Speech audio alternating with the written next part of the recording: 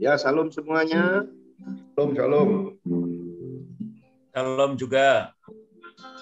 Shalom, shalom. Haleluya, kita bersyukur bersama-sama.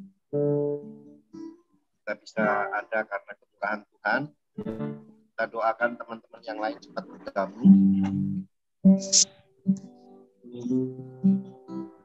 Haleluya. Kami bersyukur Bapa di sorga buat pertemuan sahabat sayang pada malam hari ini. Terima kasih kami menaruh hidup kami di atas mezbah-Mu ya Tuhan. Haleluya. Kami menyambut Roh Kudus-Mu hadir. Haleluya. Memimpin kami, menolong kami. Haleluya, terima kasih. Haleluya.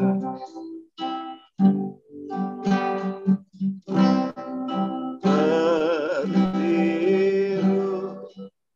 sarindu sungai jiwaku rindu Engkau. Kaulah Tuhan hasrat hatiku rindu menyembah-Mu.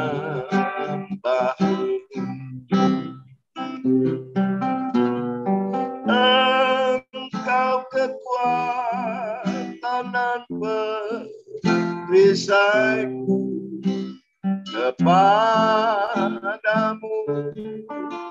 Rohku berserah.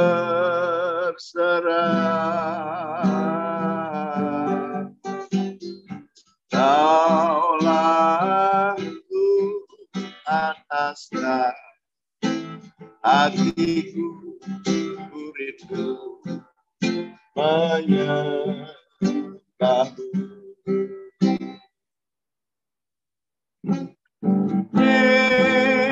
Yesus,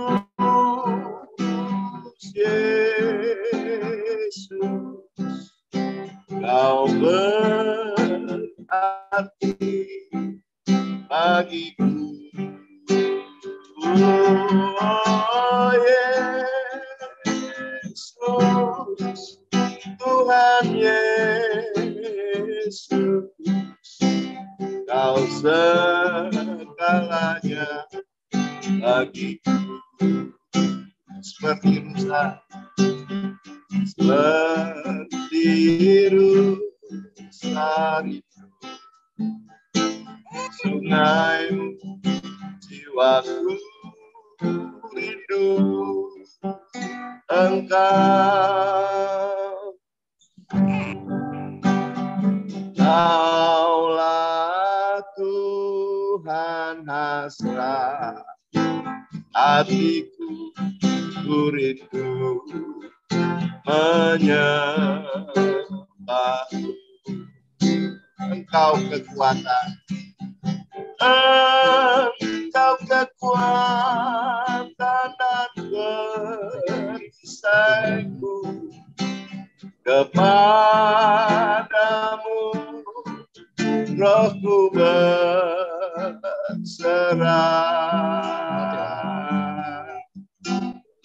Kaulah Tuhan hasrat hatiku rindu menyembah-Mu. Sama-sama katakan, Yesus, Yesus, Kau berarti bagiku. Oh Yesus, Tuhan Yesus, Kau segalanya bagiku. Katakan Yesus, Yesus, Yesus, Yesus, Kau berarti bagiku.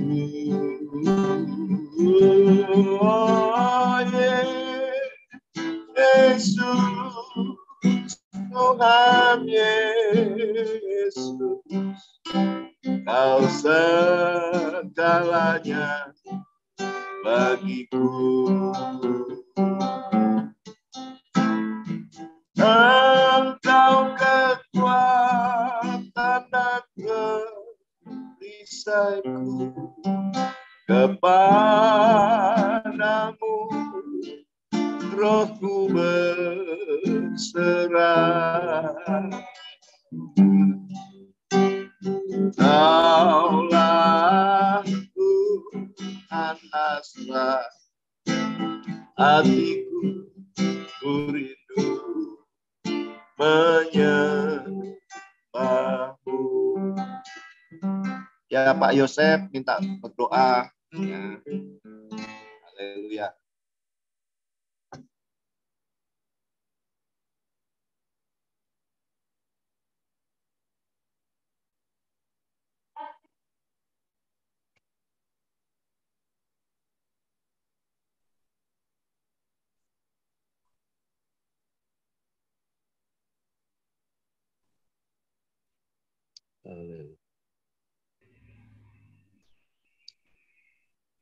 Mic-nya belum dibuka, kedengaran.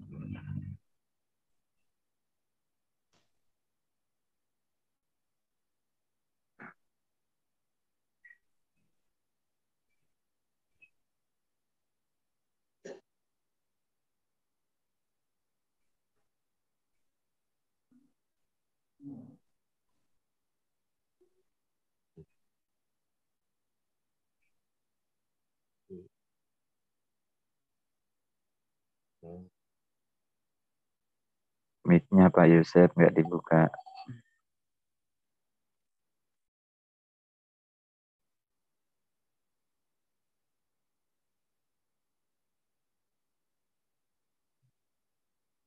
Yesus. Gak ada orangnya, Kak.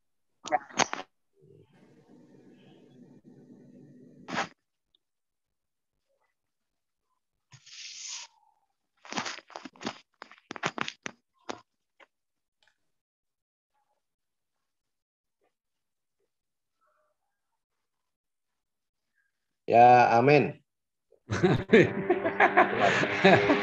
Aduh, doanya nggak kedengar Pak Yosef, mic-nya nggak dibuka. Yang penting istrinya dengar sama Tuhan Yesus. Mantap, mantap. Haleluya. Ya, puji Tuhan, saya langsung Halo. serahkan kepada Pak Bendarka. Tuhan Yesus memberkati. Ya, mohon sebisanya kalau bisa open video ya, supaya kita bisa fokus. Ya, dan mic-nya tolong di-mute lagi. Ya, mic-nya tolong di-mute semua ya, biar kita lebih dengarnya lebih baik.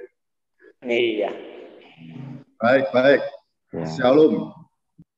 Tuhan Yesus memberkati kita semua malam hari ini. Haleluya. Kita memasuki etape terakhir perjalanan kita menuju Gunung Sion. Ya. Jadi awal mula kalau sedang mengikuti menuju kemuliaan itu, level mempelai itu tahapan terakhir. Tahapan terakhir di mana sudah bukan orang yang keluar dari Mesir lagi atau lahir di padang gurun, tapi sudah masuk ke zamannya Raja Daud. Ingin menguasai yang terakhir yang belum dikuasai, yaitu Gunung Sion yang dikuasai oleh suku Yebus. Ya. Terakhir dikalahkan oleh Daud. Suku Yebus itu kalau di buku menuju kemuliaan diartikan salah satu artinya Yebus itu pemecah saudara seiman, ya, untuk kesatuan, untuk saling mengasihi itu musuh terakhir ya buat gereja Tuhan. Jadi seperti pembukaan yang lalu saya sampaikan, ini etapa terakhir. Biasanya banyak atlet kalau nggak mempersiapkan menjadi baik, nggak susah atau jarang sampai ke finish. Paulus selain Yesus sampai ke finish dia katakan apa? Aku sampai mencucurkan darah mengakhiri pertandingan dengan baik, saudara. Ya, saudara. Ya, ini memang etapa habis-habisan. Saudara harus ngerti firman Tuhan, susun strategi baik-baik bersama Roh Kudus untuk kita menyelesaikan tahapan terakhir ini. Malam hari ini saya mau mulai dengan satu tokoh yang pasti ya, urutan ranking pertama yaitu Yohanes, Rasul Yohanes ya. Rasul Yohanes kita akan, harapan saya akan belajar kalau sampai November belajar 4 tokoh lah ya. Dulu saya mau Daniel tapi saya berdoa Yohanes dulu yang lebih baik karena Yohanes yang menemukan istilah mempelai ya. Yohanes, Rasul Yohanes. Dia menulis 4 surat, Wahyu, Injil Yohanes, dan surat Yohanes 1, 2, 3. Enggak, saudara. Malam hari ini kita mau belajar pemahaman pengertian tentang mempelai sebagai mempelai Kristus, ya, dari Rasul yang penuh kasih, ya, Rasul kasih.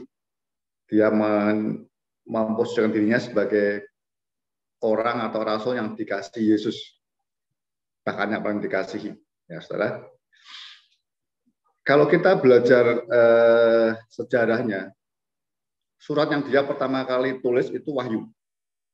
Wahyu kira-kira 96 tahun 96 Masehi, Wahyu ya. Ketika dia ada di Pulau Patmos. Wahyu dari Kristus diberikan kepada Yohanes ketika dia ada di Pulau Patmos. Ini menjelaskan, menceritakan tentang kondisi gereja mulai saat itu sampai akhir zaman. Bersyukur Yohanes disingkapkan tentang wahyu ini. Setelah dia selesai dari hukuman di Pulau Patmos, dia kembali ke Efesus. Jadi penatua di situ. Ya, kalau Anda lihat di 2 Yohanes ketemu ya, jadi penatua, itu dia penatua di situ. Nah, ketika dia jadi penatua di Efesus, dia menulis Injil Yohanes, kemudian dan menulis 1, 2, dan 3 Yohanes. Itu kira-kira tahun 98. Ya. Jadi Injil Yohanes bukan ditulis duluan, tapi Wahyu yang dia tulis. Saya bersyukur seperti saya sampaikan di pendahuluan, Wahyu itu Tuhan singkapkan Wahyu yang menutup Alkitab firman Tuhan. Itu membuat kita sebagai orang Kristen betul-betul clear, jelas tujuan akhirnya seperti apa. Ya. Seperti apa? Clear, jelas. Ya. Sampai Wahyu 19 ketemu bahwa itu adalah kita jadikan mempelai Kristus. Mempelai.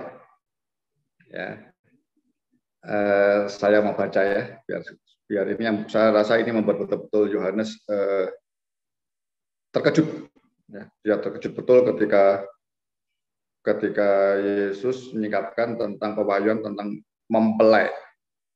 Kita mau lihat di Wahyu 19. Ya. Jadi kalau Anda baca Wahyu jangan selesai di yang kita belajar aja Wahyu 2 dan 3. Itu yang kita belajar tentang level sahabat ya.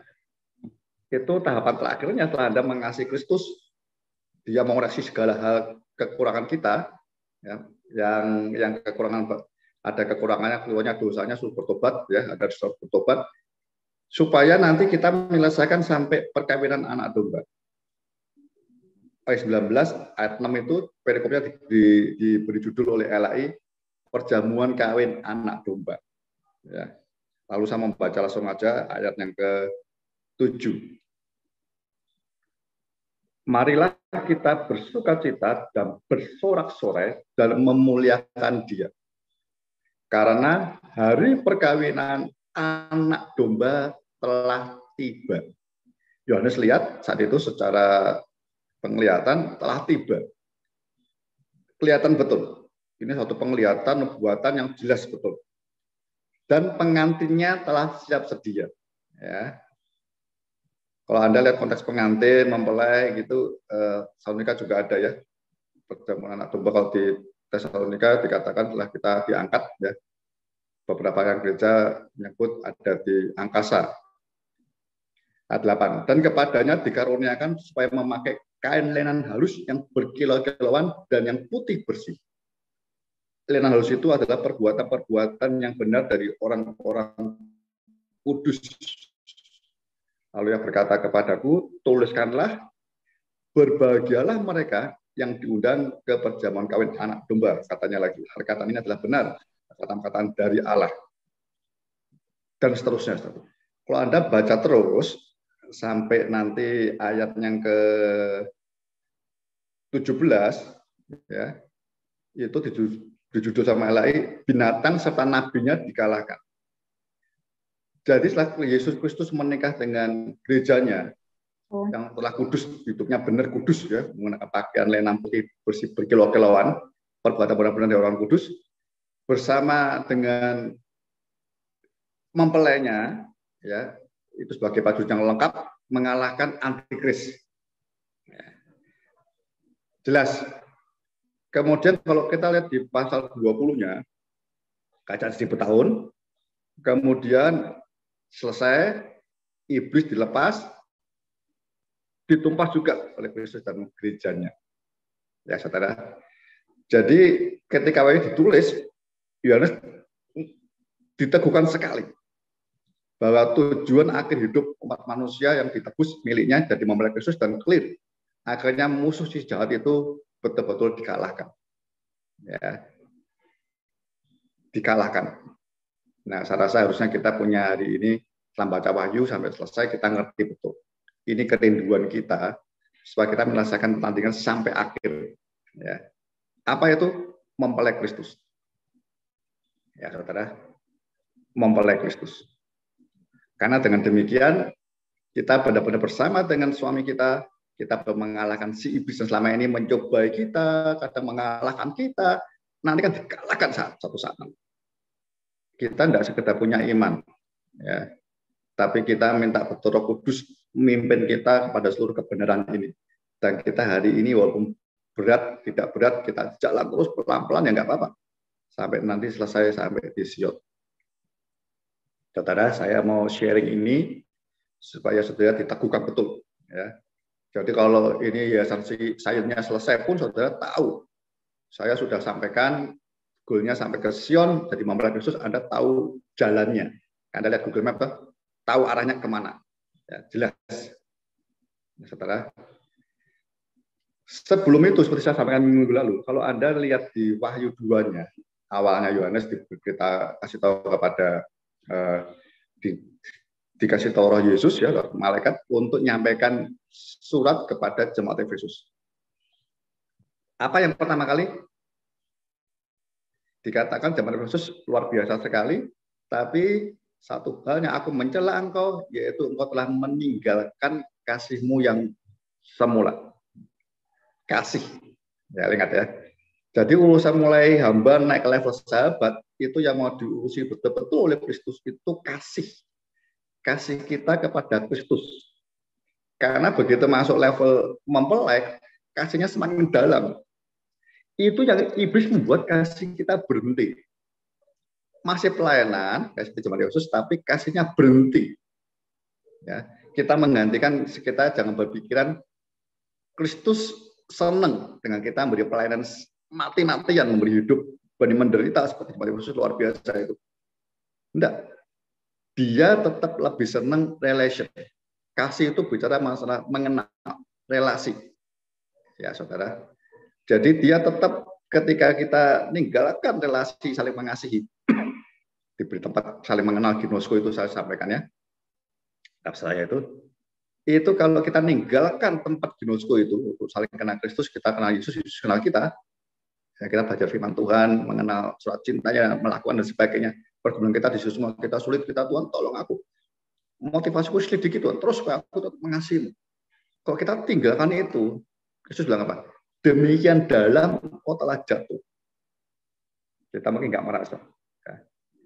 Jadi itu tahapan awal sebelum kita sampai ke mempelai. Kasih. Saya bayangkan ya, ketika Yohanes nulis semua yang pernyataan di khusus ini, Wahyu ini, dia tulis semua, dia mulai merenungkan. Kasih nomor 1.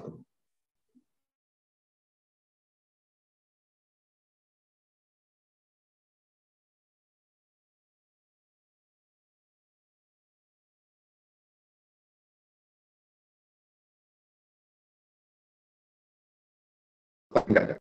Ini betul-betul menekankan tentang kasih. Ya, tentang kasih. Itu nanti kita Wahyu, dia kemudian ingat bagaimana atau lebih tepatnya dia mau ikut Kristus seperti apa? Dikenalkan oleh gurunya yang pertama kali, yaitu Yohanes Pembaptis. Ya, kita akan belajar seperti apa ya dari Injil Yohanes dan Kitab Yohanes ya. Nanti kita akan ngerti bahwa kalau kita ngerti ini, kita minta Roh Kudus menolong kita untuk kita melaksanakan motivasi yang benar, ikut Yesus dengan lebih benar lagi, dasarnya kasih. Nanti saya percaya kita akan sampai di Wahyu 19 mempelai itu. Saya mau baca Yohanes 1 ya, ini bayangannya begini. Ayat 35 langsung ada. Pada keesokan harinya Yohanes berdiri di situ pula dengan dua orang muridnya. Yohanes berapa, Pak? Yohanes 1. Injil. Bukan Injil Yohanes. Yohanes 1 ayat 35. Ya nggak apa-apa. Cepetan nanti Anda bisa lihat di YouTube-nya lagi. Pak Thomas tolong kita. Pada keesokan harinya Yohanes Pembaptis berdiri di situ pula dengan dua orang muridnya. Dan ketika ia melihat Yesus lewat, ia berkata, lihatlah anak domba Allah. Ini orang Yahudi ngerti betul. Ya. Orang Yahudi ngerti pasti. Kalau kita anak domba Allah, nggak ngerti kita. Orang Yahudi tahu itu. Ini artinya, ini janjinya dinanti-nantikan. Kalau Anda dan orang Yahudi Paskah tiap tahun itu hanya menutupi dosa, bukan menghapus dosa. Ini dia yang kita tunggu-tunggu, Mesias. Ya, dia akan penebus dosa, menggantikan domba, sapi atau merpati yang tiap tahun kita persembahkan ke Tuhan. Kedua murid itu mendengar apa yang dikatakannya itu, lalu pergi mengikut Yesus. Sampai ini ya. Jadi Kristen itu awalnya Yesus membayangkan ngerti betul. Kristen itu ikut Yesus. Hari ini banyak orang nggak ngerti itu loh, saudara. Kalau Anda dan saya nggak ngerti itu, ya berhenti di Kristen anak terus. Cek jemaatmu, tahu nggak kalau Kristen itu ikut Yesus? Ya, kalau ikut Yesus benar, dia akan ikut gereja, ikut pendeta, mau tumbuh terus seperti Kristus. Ya. Ikut Yesus itu penting. Kristen itu tidak sekedar selamat, tapi dijadikan anak Allah, ikut Yesus sangat dipikul salib sampai kita dibentuk dengan firman Tuhan yang kita renungkan tiap hari. Jadi seperti Kristus, mempelai Kristus lebih tepatnya begitu. Tetapi Yesus menoleh ke belakang. Ia melihat bahwa mereka mengikuti dia lalu berkata kepada mereka, apakah yang kamu cari? Nah, ini kalimat penting ini. Apakah yang kamu cari? Malam hari ini saya berharap Ondarka dan sahabat saya ditanya Tuhan Yesus jawab seperti apa nanti malam. Apakah kita memang mau mencari sampai seperti kudus benar sempurna seperti Kristus, karena kita ini manusia berdosa, kita tahu dosa, kelemahan kita tahu banyak, kita ngerti firman Allah, kita ngerti Yesus yang sempurna, kita mau seperti itu yang kita cari. Kita mau cari kerajaan Allah atau kita cari yang lain. Itu kelihatan dari pelayanan kita nanti, dari kasih kita kepada sesama. Ini jawabannya yang penting. Untuk kita bertekad jadi mempelai, ya. Jawaban pertama seperti ini harus. Kata mereka kepadanya, Rabi, di manakah engkau tinggal? Ikut Yesus itu artinya mengikuti kehidupannya hari lepas hari. Di mana engkau tinggal? Ya, baca dulu ya. Ia berkata kepada mereka, marilah dan kamu akan melihatnya. Tolong ya, bisa di-mute ya.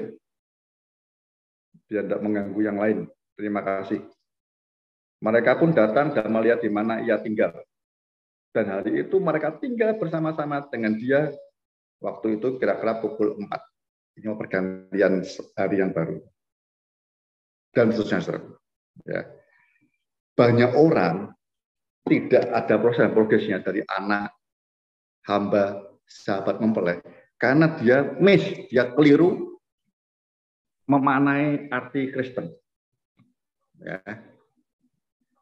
Yohanes ketika sudah ngerti wahyu, dia melihat wahyu, dia ngerti artinya kasih untuk mempelai Kristus. Dia ingat panggilannya. Bersyukur aku dulu ngerti. Ya. Aku mau ikut Yesus itu artinya aku mau tinggal betul-betul bersama Yesus di mana dia tinggal. Aku mau lihat cara hidupnya seperti apa. Aku mau belajar dari cara hidupnya dia. Karena aku mau menjadi sama seperti dia. Yohanes sebelumnya Anda lihat ya, di pasal 1-nya dia tahu ini Yesus ini firman Allah yang hidup. Firman yang jadi manusia. Jadi bukan penggenap domba Paskah yang umum, tapi ini memang domba Paskah yang disiapkan Allah, seperti Abraham ketika mau persembahkan Ishak, disiapkan dombanya. Ini firman yang hidup. Kalau dia mau tinggal bersama-sama Kristus, artinya dia mau, seperti Yohanes 15 nanti kita belajar ya, engkau dalam aku dan firmanku di dalam engkau. Saya mau tekankan kembali, nanti kita singgung sedikit sahabat, ya sahabat pun di Yohanes 15 katakan, itu sementara itu adalah firman-Nya, mengasihi Tuhan dengan mentaati firman-Nya.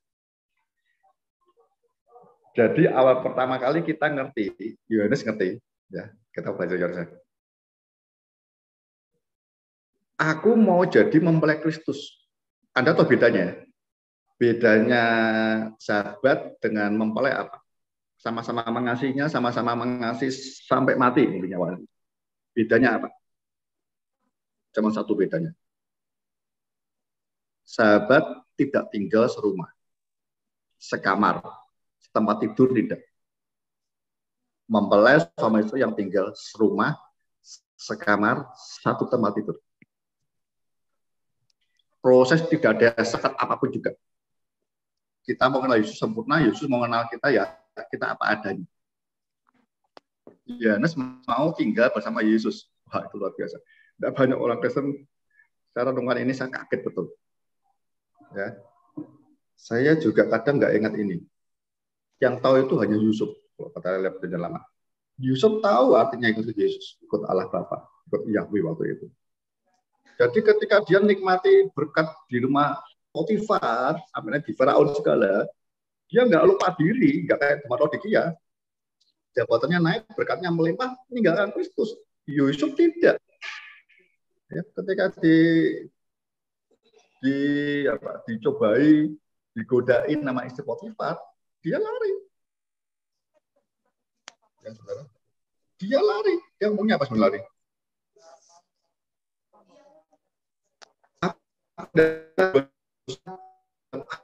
Enggak ada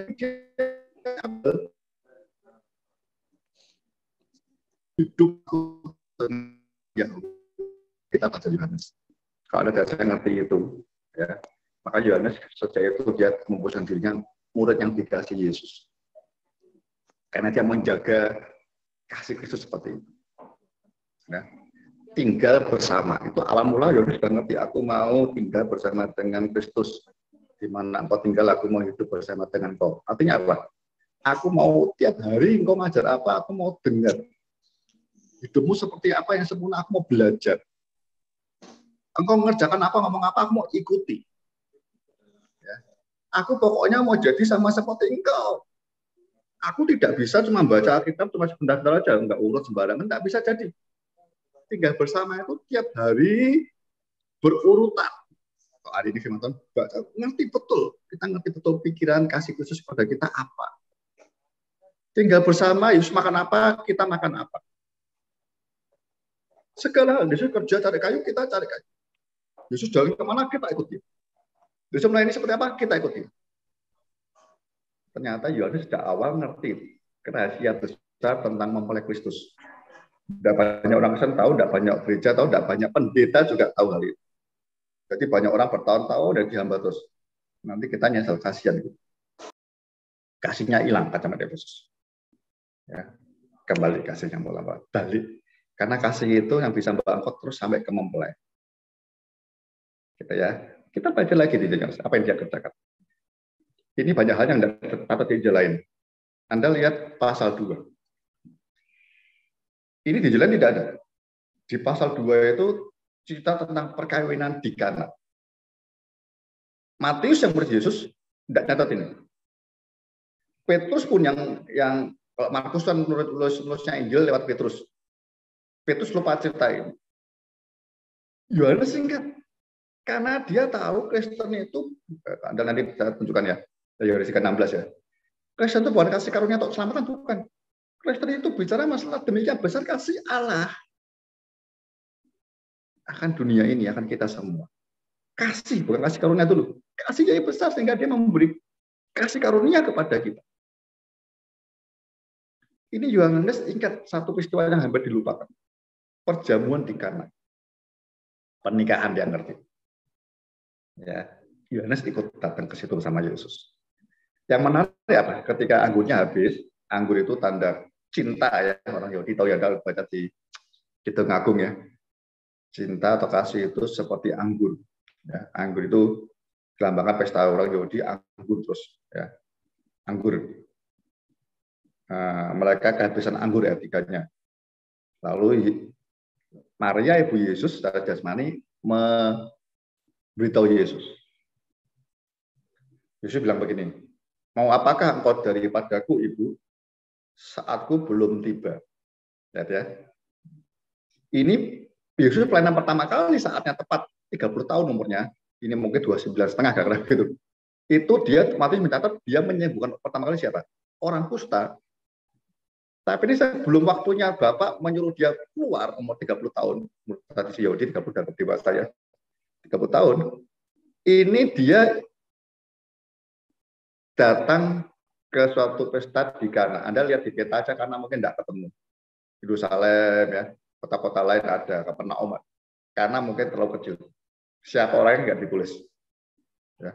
Sepertinya tafsirnya umum ini yang mantu ini temannya Maria, Ibu Yesus. Jadi dia ikut datang aja. Murid-muridnya datang, ikut pesta. Tapi Yesus bukan sekedar ikut-ikutan. Dia tahu, dia memberitahu satu hal tentang artinya mempelai sebenarnya. Ya. Ceritanya kita semua tahu. Ya, tapi saya mau kasih tahu satu hal saja. Apa yang dirasakan pemimpin pesta itu? Ayat 9. Ini Yohanes mencatat betul-betul detail. Ya, bagaimana air jadi anggur, itu bla bla bla, air biasa, air untuk basuh kaki jadi anggur. Ya. Saya baca ayat 9. Setelah pemimpin pesta itu mencatat air yang telah menjadi anggur itu, dan dia tidak tahu dari mana datangnya, tapi pelayan-pelayan yang mencedok air itu mengetahui, dia memanggil mempelai laki-laki. Nanti menambahkan itu Yesus dan berkata kepadanya. Karena yang punya pesta selalu mempelai laki-laki kan, Anda tahu? Wahyu yang pesta mempelai laki-laki, kita ikut undang pestanya. Ya. Setiap orang menghidangkan anggur yang baik dahulu, dan sesudah orang puas minum, barulah yang kurang baik. Akan tetapi engkau mempelai laki-laki, engkau menyimpan anggur yang baik sampai sekarang. Wow, ya, saudara. Jadi Yohanes ngerti ini ditulis betul sampai detail. Siapa yang nikah juga nggak terkenal. Saya itu lupa siapa orangnya, nggak ada ditanya selanjutnya. Tapi Yohanes diingatkan Roh Kudus untuk mencatat cerita tentang perkawinan di Kana, ingin menjelaskan bahwa kasih mempelai laki-laki itu, namanya anggur, itu betul tidak terbatas laki-laki ini. Ya, biasa orang kan yang enak dulu, orang pesta terbatas, lalu yang murah-murah dikeluarin yang terakhir, orang dapat puas, nah tidak ngerti yang kurang enak. Ini tidak. Kasihnya mempelai laki-laki itu yang benar Kak. Ini abang Yesus ya. Itu kasihnya terus.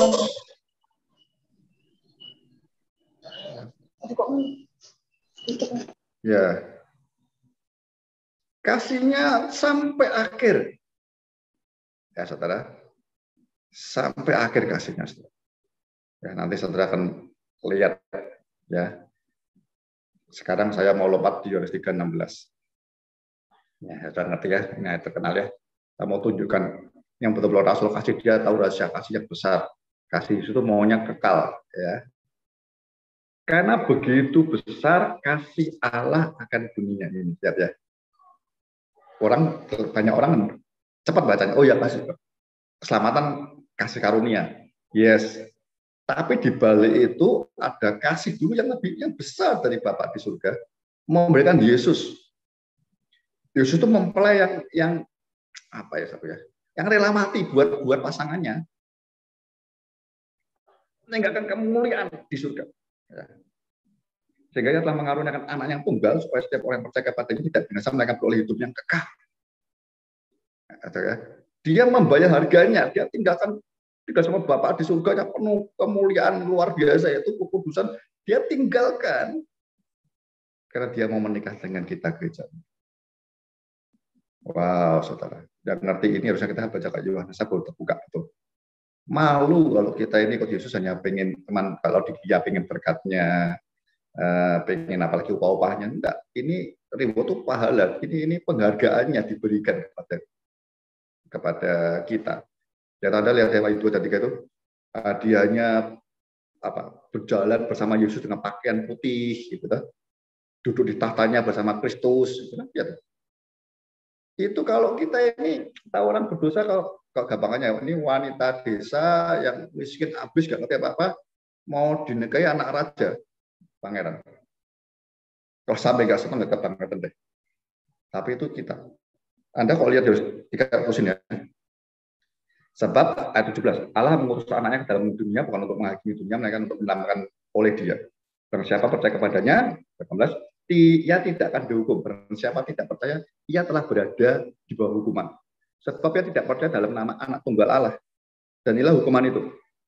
Terang telah datang ke dalam dunia, tetapi manusia lebih menyukai kegelapan daripada terang. Sebab perbuatan mereka jahat. Betul ya? Tetap senang tinggal di kegelapan, belum melihat terang. Barang siapa berbuat jahat memuji terang itu dan tidak datang kepada terang itu, supaya perbuatan yang jahat itu tidak nampak. Tapi berasa melakukan yang benar, senang hidup benar, dipulihkan, dikuduskan, senang ya. Ya datang kepada terang supaya menjadi nyata bahwa perbuatan yang dilakukannya dalam Allah itu yang benar dan kasih itu yang benar. Kita sedih menyalahkan hidup kita mau berubah seperti Kristus supaya terang. Tapi tidak banyak orang begitu kan. Lebih senang tinggal di dosa, ditegur, malah emosi, malah marah. Ini rasul yang tahu rahasia betul memberitahu. Ya, saya mau dapetin aja deh. Ada yang biar waktunya nanti kita bisa diskusinya. Nanti kita sambung di lain kesempatan. Kita mulai lagi di Yohanes 10:24 sekarang ya. Sama, cerita gembala dan domba itu aja ditulis di Injil Yohanes. Rahasianya apa? Rahasianya ini, kita menuliskan ya. Kita baca ayat 32 aja, Yohanes 10:3. Untuk dia penjaga membuka pintu dan domba-domba mendengarkan suaranya. Itu penting kata mendengarkan ya. Nanti kita harus ngerti. Kita ini mempelai, Tuhan mau kita mendengarkan dia. Dan dia memanggil domba-domba masing-masing menurut namanya dan menurut keluar. Jika semua dombanya telah dibawanya keluar, ia berjalan di depan mereka dan domba-domba itu mengikuti dia karena mereka mengenal suaranya. Ini terlalu penting. Kalau kita tidak mengenal suara Roh Kudus, suara Kristus seperti apa, nanti kita pikirnya ini suara Tuhan semua. Tidak, kita mendengar hanya suara kekasih kita. Mengenal itu hubungannya ginosko itu hubungannya dalam.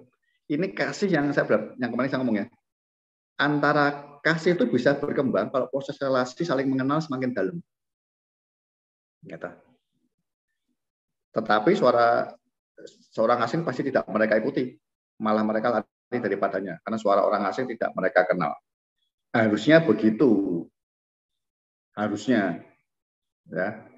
Tapi kenyataannya banyak umat Kristen yang nggak ngerti kasih Allah ya sebagai kasihnya mempelainya. Kalau Paulus dipertontonkan pada Kristus itu, kita akan cari dunia yang lain. Kita akan mendengar hal yang bukan Kristus. Atau gini, saya bayangkan ya. Nggak tahu ya saudara dengan istri ya, apa ya? Kalau orang sudah menikah lama yang benar itu, ya, saudara akan mengerti isi hatinya apa yang dia inginkan. Istri demikian juga dengan suami. Ya. Sehingga tidak banyak ngomong ya dengan tatapan mata, dengan kedipan, dia tahu maknanya apa. Mendengar suara itu bukan suara audible kayak Samuel enggak. Tapi Yohanes bisa nangkep hatinya Kristus seperti apa. Tak seperti langsung ya misalnya ya. Yohanes itu murid yang bisa ngerti betul hati Yesus sehingga dia satu-satunya murid yang berani, makanya dia nggak salah kalau memosisikan dia muridnya, aku ini murid yang paling dikasihi Kristus. Karena lihat ya, sama cepat ini skenario agak cepat dulu ya, ini kita baca satu-satu. Yohanes murid satu-satunya yang terus menyertai Yesus sampai mati di kayu salib. Dia nggak takut. Kata Menggas ditangkap, semua lari, dia tidak lari. Ya. Gembala lihat ya. Karena dia mendengar suaranya gembala apa? Terakhir sampai dia ngerti ya. Hai ibu, ini anakmu, anak ini ibumu. Nah, dia tahu Yesus mau pesan sesuatu, suaranya belum ngomong, dia udah ngerti. Makanya dia terus dekat di kaki Kristus. Ini yang luar biasa. Jadi dia menyediakan dirinya, ya, nangkep hatinya Kristus, ya, dia tidak mau meninggalkan, ya, di rumah imam besar dia masuk, terus juga masuk, terus dicobai, takut dia keluar 3 kali nyangkal. Yohanes nggak perlu cobain. Ya kalau Billy Paul Kalem nafsirnya, Petrus memang orang yang pengen mengasihi Yesus, tapi ngomongnya besar, makanya perlu dicobain. Yohanes nggak perlu, Yesus sudah tahu. Ini orang kalau mengasihi aku sungguh-sungguh mengasihi aku. Yohanes di rumah imam besar, di istananya nggak boleh dicobai dia. Masuk. Dan dia menyertai bersama dengan Maria, menyertai terus sampai Yesus mati.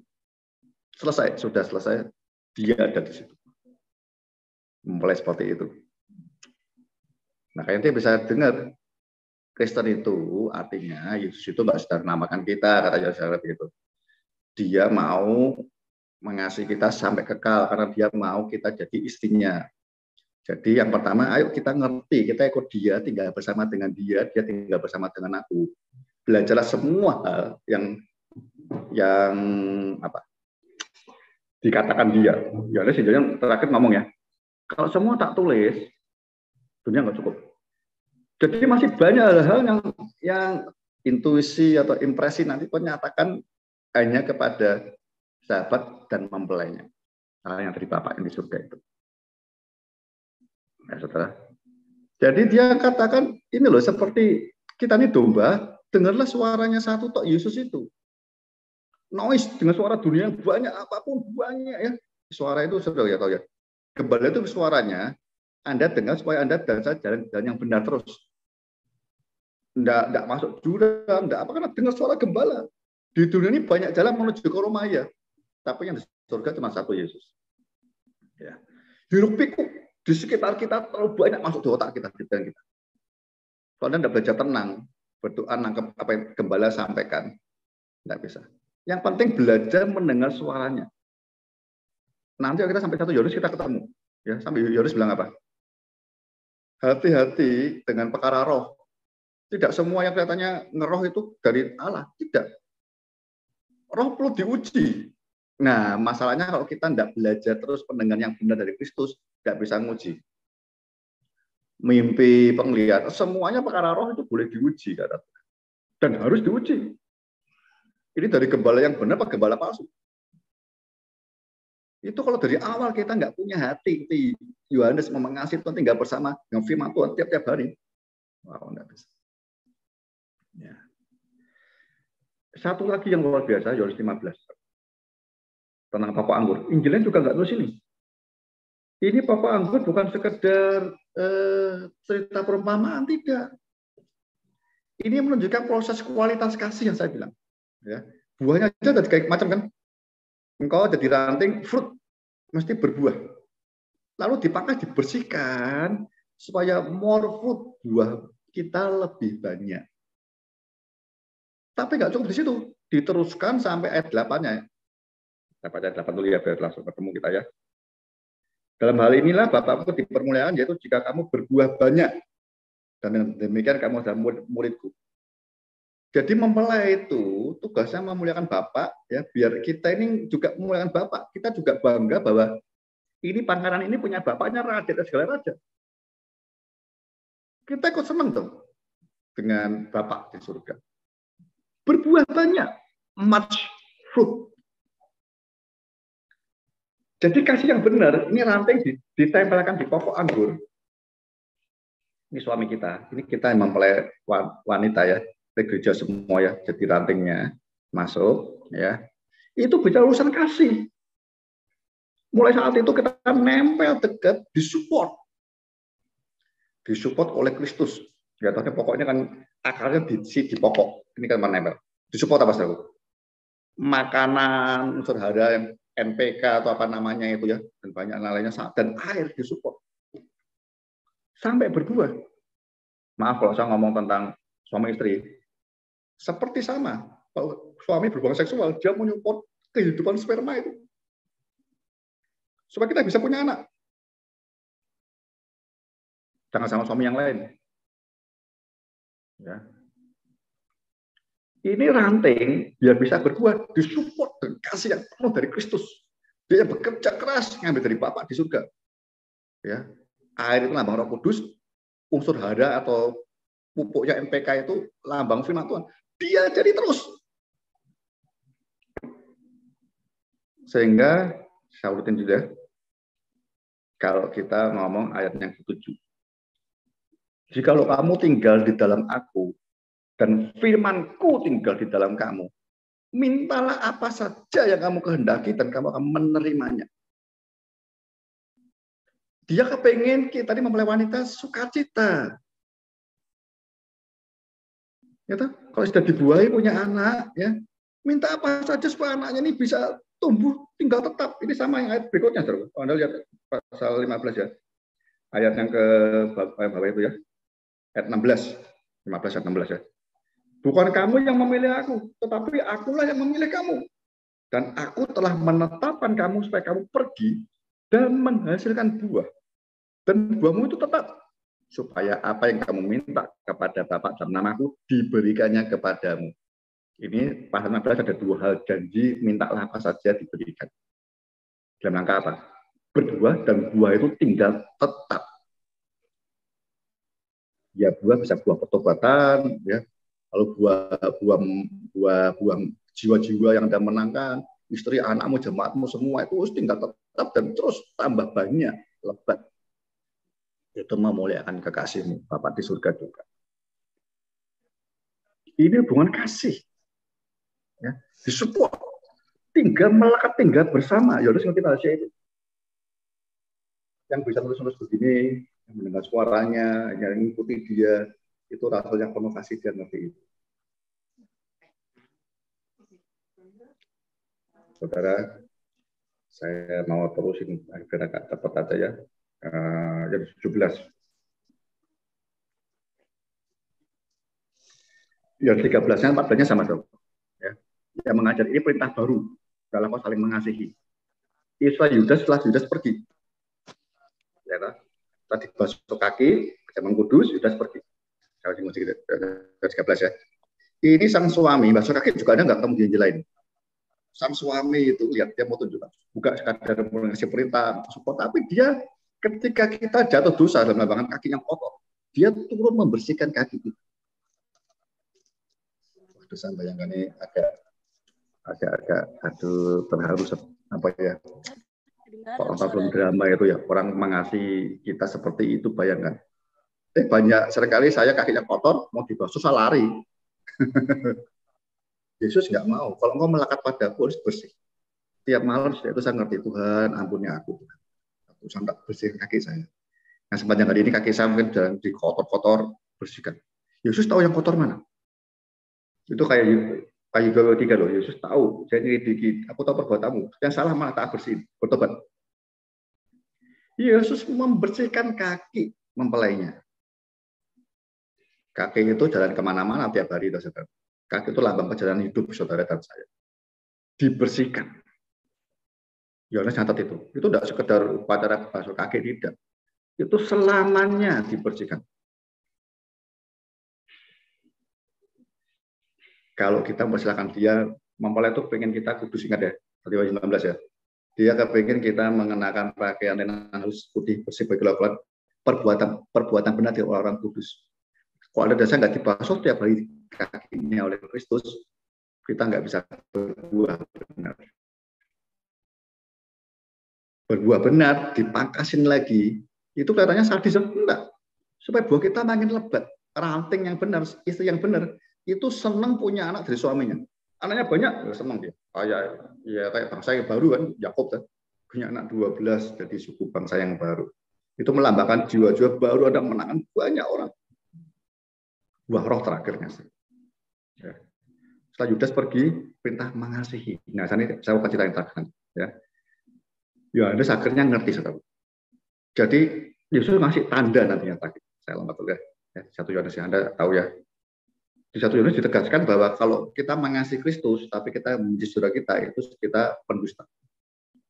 Jadi supaya kita bisa mengukur kasih kita ini terus sama Kristus benar atau tidak, Kristus nggak kelihatan. Mengukurnya kasih kita kepada istri, kepada suami, ya kepada suami ya, kepada anak-anak, kepada jemaat, kasih kita bertambah-tambah enggak? Lalu kemudian kepada semua orang, ya semua orang, kita juga mengasihi semua orang, termasuk orang yang membenci kita, kasihlah musuhmu. Jadi landanya ini kita bisa mengukur sebenarnya, tidak hanya itu para roh, tergantung Tuhan kasih, enggak. Kasih kita kadarnya berapa? Tuhan kasih tahu rahasianya, Yohanes tahu betul. Engkau bisa mengukur, Yohanes ini banyak ya, saya nggak sempat baca ya. Tandanya kalau kasih Allah dalam hidupmu, engkau mengasihi sama saudara. Kalau nggak ada, kasih Allah tidak ada. Jadi dikasih satu klausul tanda kalau kita ini kasih kita dengan Kristus benar, itu artinya kasih kita kepada sesama, terutama keluarga, jemaat, dan lain-lain itu terus bertambah mengasihi. Contohnya kayak Yohanes 21 kan, Yohanes menyatat, dia tanya pada Simon, dia dengar, Simon, apakah engkau mengasihi aku? Iya Tuhan, gembalalah domba-dombaku. Artinya dengan kasih Kristus itu dibuktikan, ditandai dengan mengasihi domba-domba. Dengan kasih Kristus. Kita bayangkan ya. Ada satu Yohanes seperti itu. Kembali ke Yohanes, saya mau langsung aja ke Yohanes 17 tadi ya. Ayat 14 langsung aja deh. 14 langsung Anda baca ini Yohanes luar biasa. Itu intinya begini. Supaya mempelewat perempuan kita Gereja itu bangga, ya, bangga dengan Kristus, dengan Bapaknya yang penuh kemuliaan. Yesus tahu tidak mungkin bisa, karena hati dan pikiran saya, kita ini dunia dan kemuliaan surga itu berbeda. Ya. Saya kemuliaan dunia kalau saya punya rumah bagus, punya mobil mewah, pakaian bagus, itu kemuliaan. No, kata Yesus. Makanya Tuhan bilang apa doanya? Begini, ayat 14. Nanti saya akan baca semuanya nanti ya. 14 mulai deh. Aku telah memberikan firman-Mu kepada mereka, dan dunia membenci mereka. Karena mereka bukan dari dunia, sama seperti aku bukan dari dunia. Kalau tandanya kita sudah mempelai Kristus masuk ke situ, ya artinya dunia membenci kita, sudah nggak bisa mengasihi kita lagi. Wah, ini orang hanya maunya kasih Yesus, sudah nggak mengasihi kita. Jadi dunia benci lawannya cinta, gitu ya, tahu ya. Tapi kalau kita masih senang dunia memberi kita semua yang kita senangin, itu berarti kita masih di dunia. Ya, terus. Aku tidak meminta supaya engkau mengambil mereka dari dunia, tetapi supaya engkau melindungi mereka daripada yang jahat. Ini bahaya. Jadi itu selalu menipu kita begitu ya, beli yang enak-enak. Jadi kita masih rakus dengan yang dunia, masih senang, dia kasih. Akan Bapa nggak ada. Artinya kita masih duniawi. Padahal itu ngomong, kita ini bukan dari dunia. Jadi sebetulnya keluarga saya meyakinkan, saudara kakak bukan dari dunia, udah belajarlah menyintai hal-hal yang bukan dari dunia, yang dari sono, dari kerajaan surga itu. Belajarlah mencintai aku, ya mencintai semua hal yang ada di surga. Ya. Mereka bukan dari dunia, sama seperti aku bukan dari dunia. 17. Kuduskanlah mereka dalam kebenaran. Firman-Mu adalah kebenaran. 18. Sama seperti Kau telah mengutus aku dalam dunia, demikian pula aku telah mengutus mereka ke dalam dunia. Kita ini diutus masuk dunia, bukan dari dunia. Aku memutuskan diriku bagi mereka supaya mereka pun diputuskan dalam kebenaran.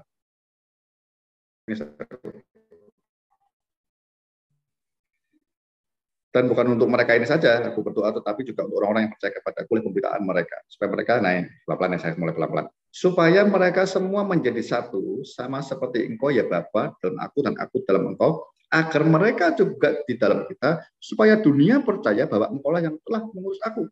Ini dia.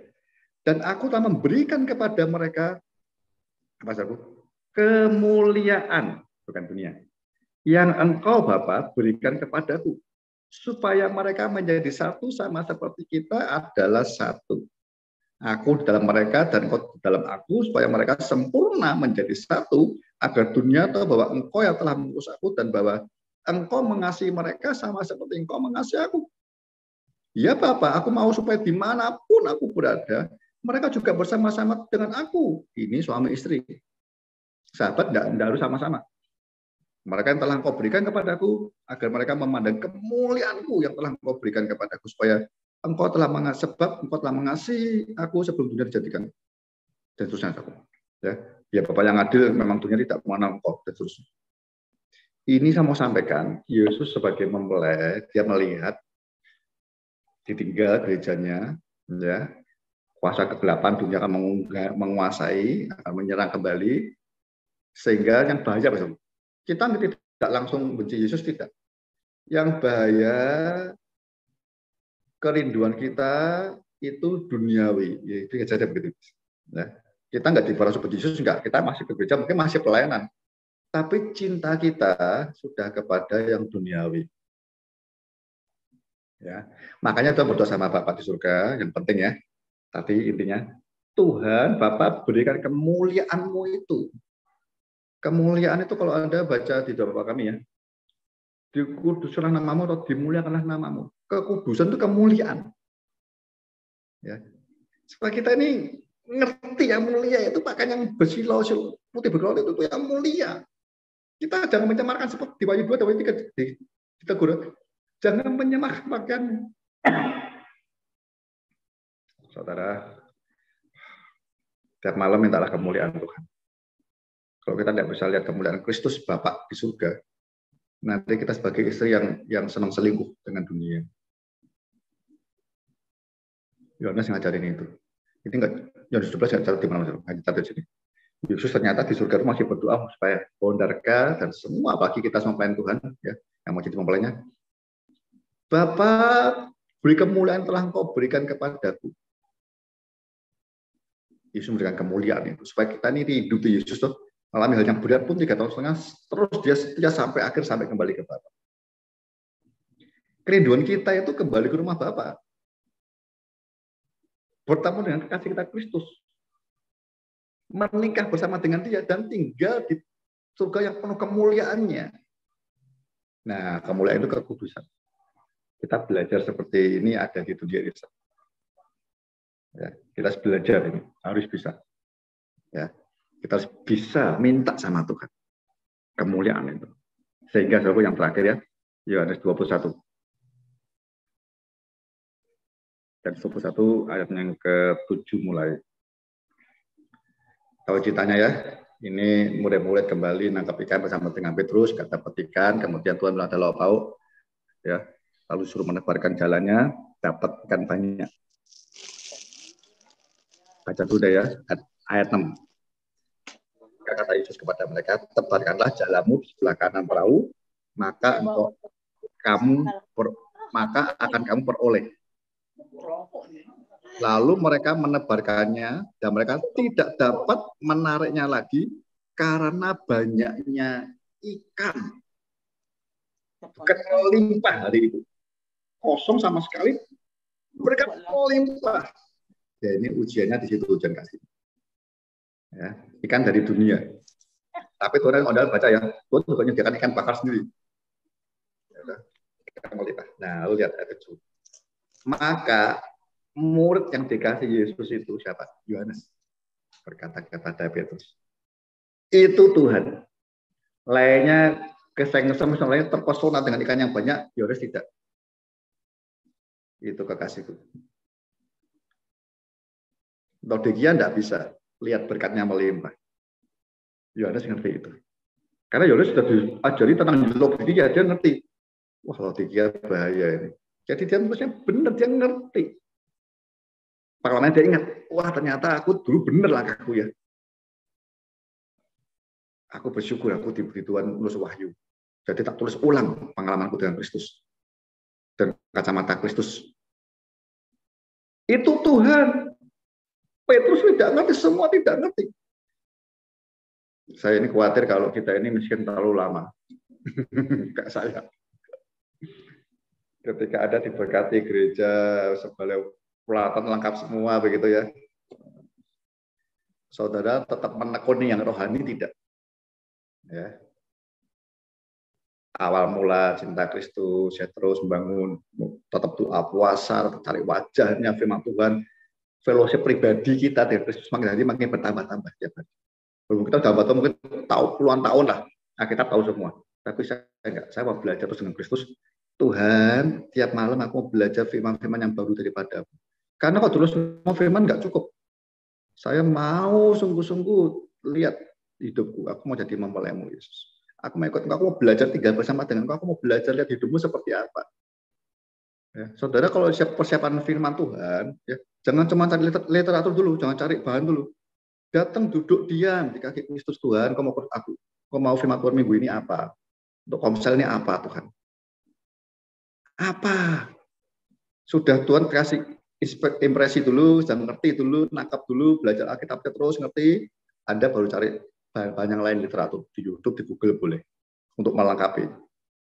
Tapi jangan mau khotbah cari-cari Google dulu apa dulu ya repot.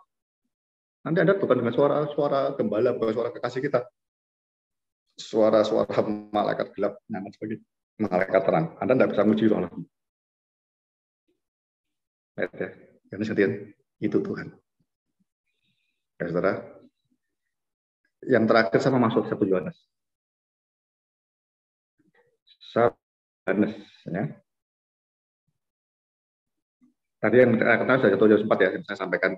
Kasih Kristus itu kita jaga hatinya, ngukurnya itu dengan kasih ke sesama. Ya. Kalau sesama kita kelihatan kita sering jengkel, itu berarti kasih Kristus mulai luntur, kasih Bapak. Ya. Kita dagang masih Yesus lagi karena nggak kelihatan. Ya. Tapi yang saya mau sampaikan di 1 Yohanes 2. 1 Yohanes 2 itu, nah itu ini juga ini perintah baru yang sama harusnya ya. Ayat 7 dulu saya baca ya.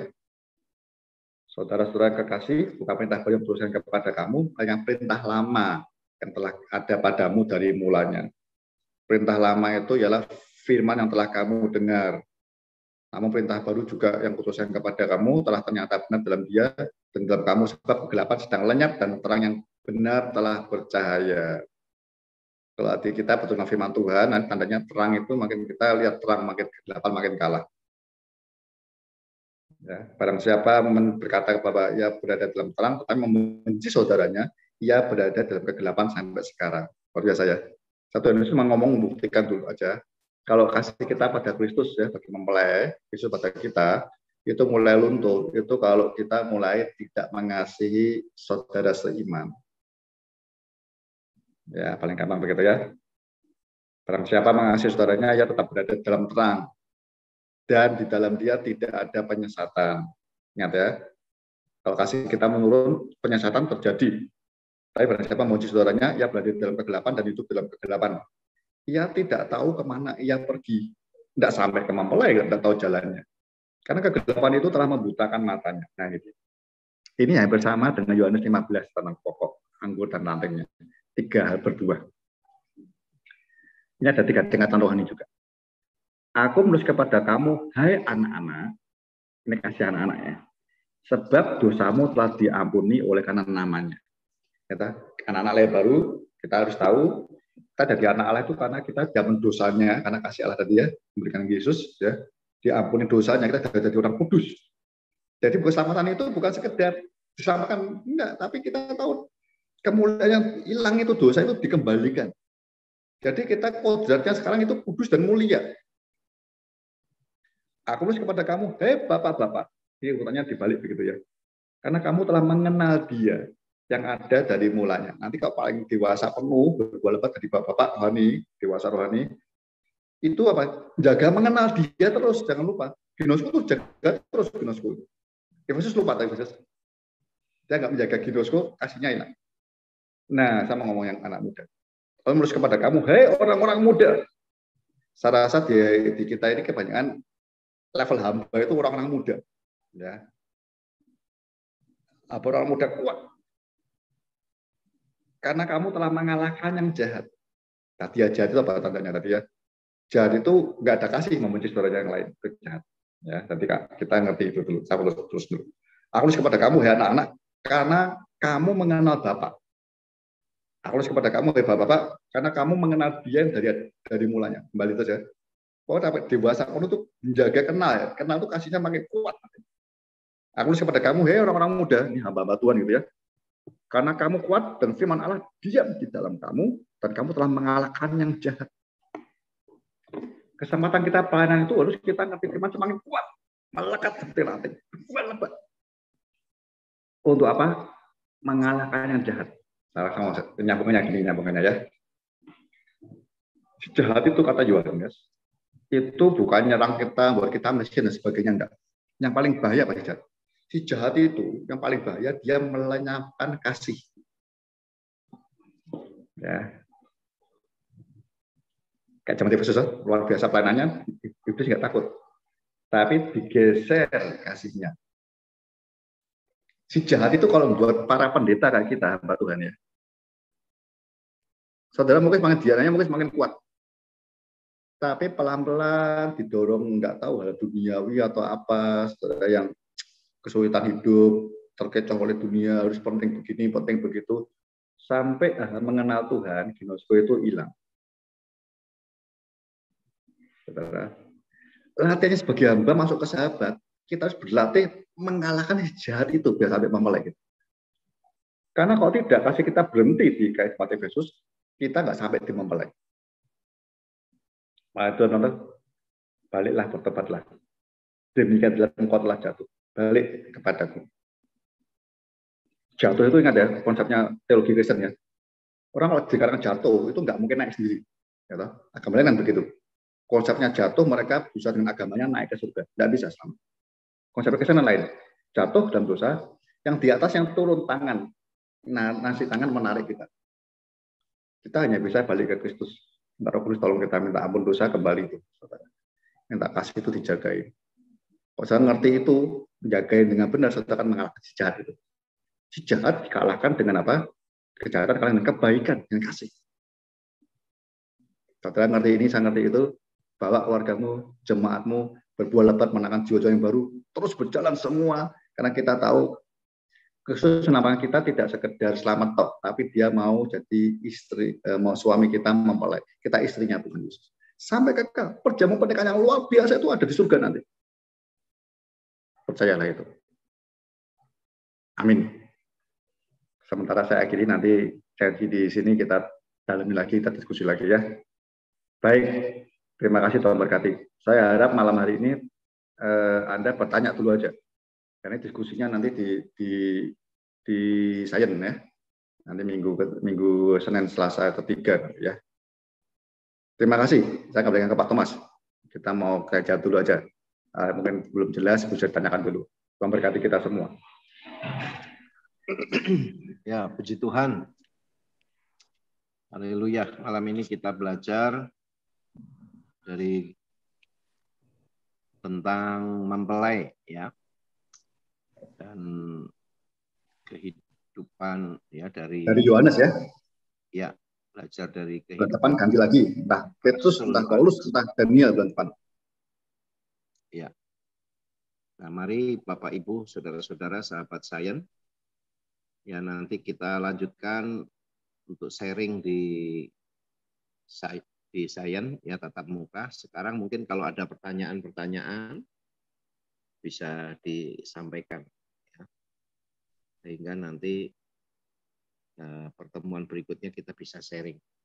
Ya, saya persilahkan yang mau menyampaikan. Ya, Pak Yer Mia Wibo. Silahkan dihidupin dulu.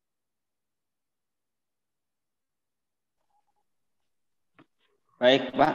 Terima kasih. Selamat malam. Shalom. Shalom. Ya. Terima kasih Pak Hon penjelasannya. Karena pesannya untuk bertanya, Saya bertanya di 1 Yohanes 2 ayat 11, Pak. Ya. Nah, di situ ada kata membenci. Membenci saudaranya, ia berada di dalam kegelapan dan hidup di dalam kegelapan. Ia tidak tahu kemana ia pergi, karena kegelapan itu telah membutakan matanya.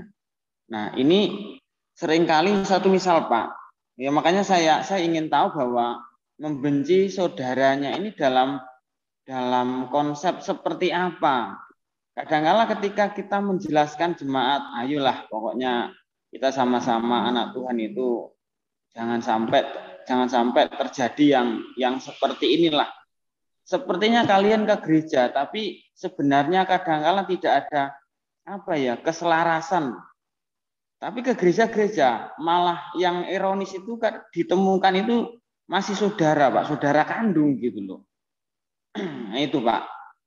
Kata membenci ini kaitannya seperti apa sebenarnya realnya untuk kehidupan rohani gitu. Sehingga jemaat itu mengerti benar gitu ya. Artinya kadang-kala mereka tetap aja gitu, Pak. Dan dianggap seperti enggak ada apa-apanya, Pak. Gitu, Pak Ondarga. Maksudnya ini mereka saling membenci gitu ya?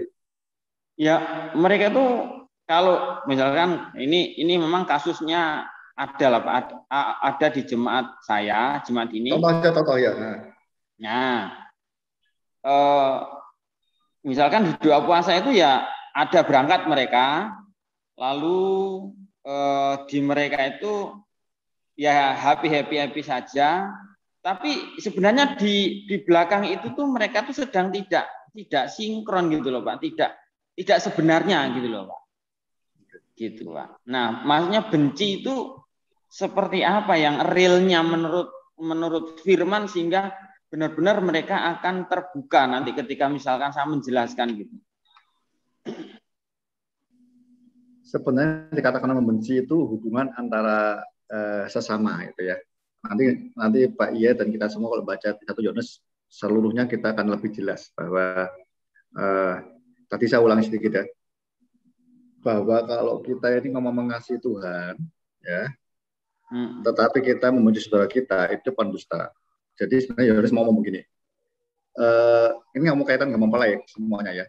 Jadi kalau kita ini mempelai Kristus, kita ngomong aku ini mempelai Kristus di Yohanes, aku ini mulai dikasih, kita ngomongnya begitu. Tapi ternyata kita dengan sesama kita yang kelihatan, manusia yang kelihatan, ya, kita ini membenci. Artinya membenci itu lawannya mengasihi. Kalau kita mengasihi, kita menolong, kita berbuat baik, pokoknya mereka, saya mau sampaikan itu ya. Kasih di dalam Alkitab, Kristus selalu apa? Kasih seperti Bapak ya. Kasih itu tidak diselamatkan, tapi kasih itu mendampingi terus sampai dia berbuat lebat. Itu kasih ya. Jadi kasih suami istri yang betul tuh kasih suami istri itu juga sama, saling menolong, saling berbuat baik sampai suami istri itu menjadi sempurna nantinya. Jadi kasih itu nggak titik, itu progres, ada progres yang makin dalam.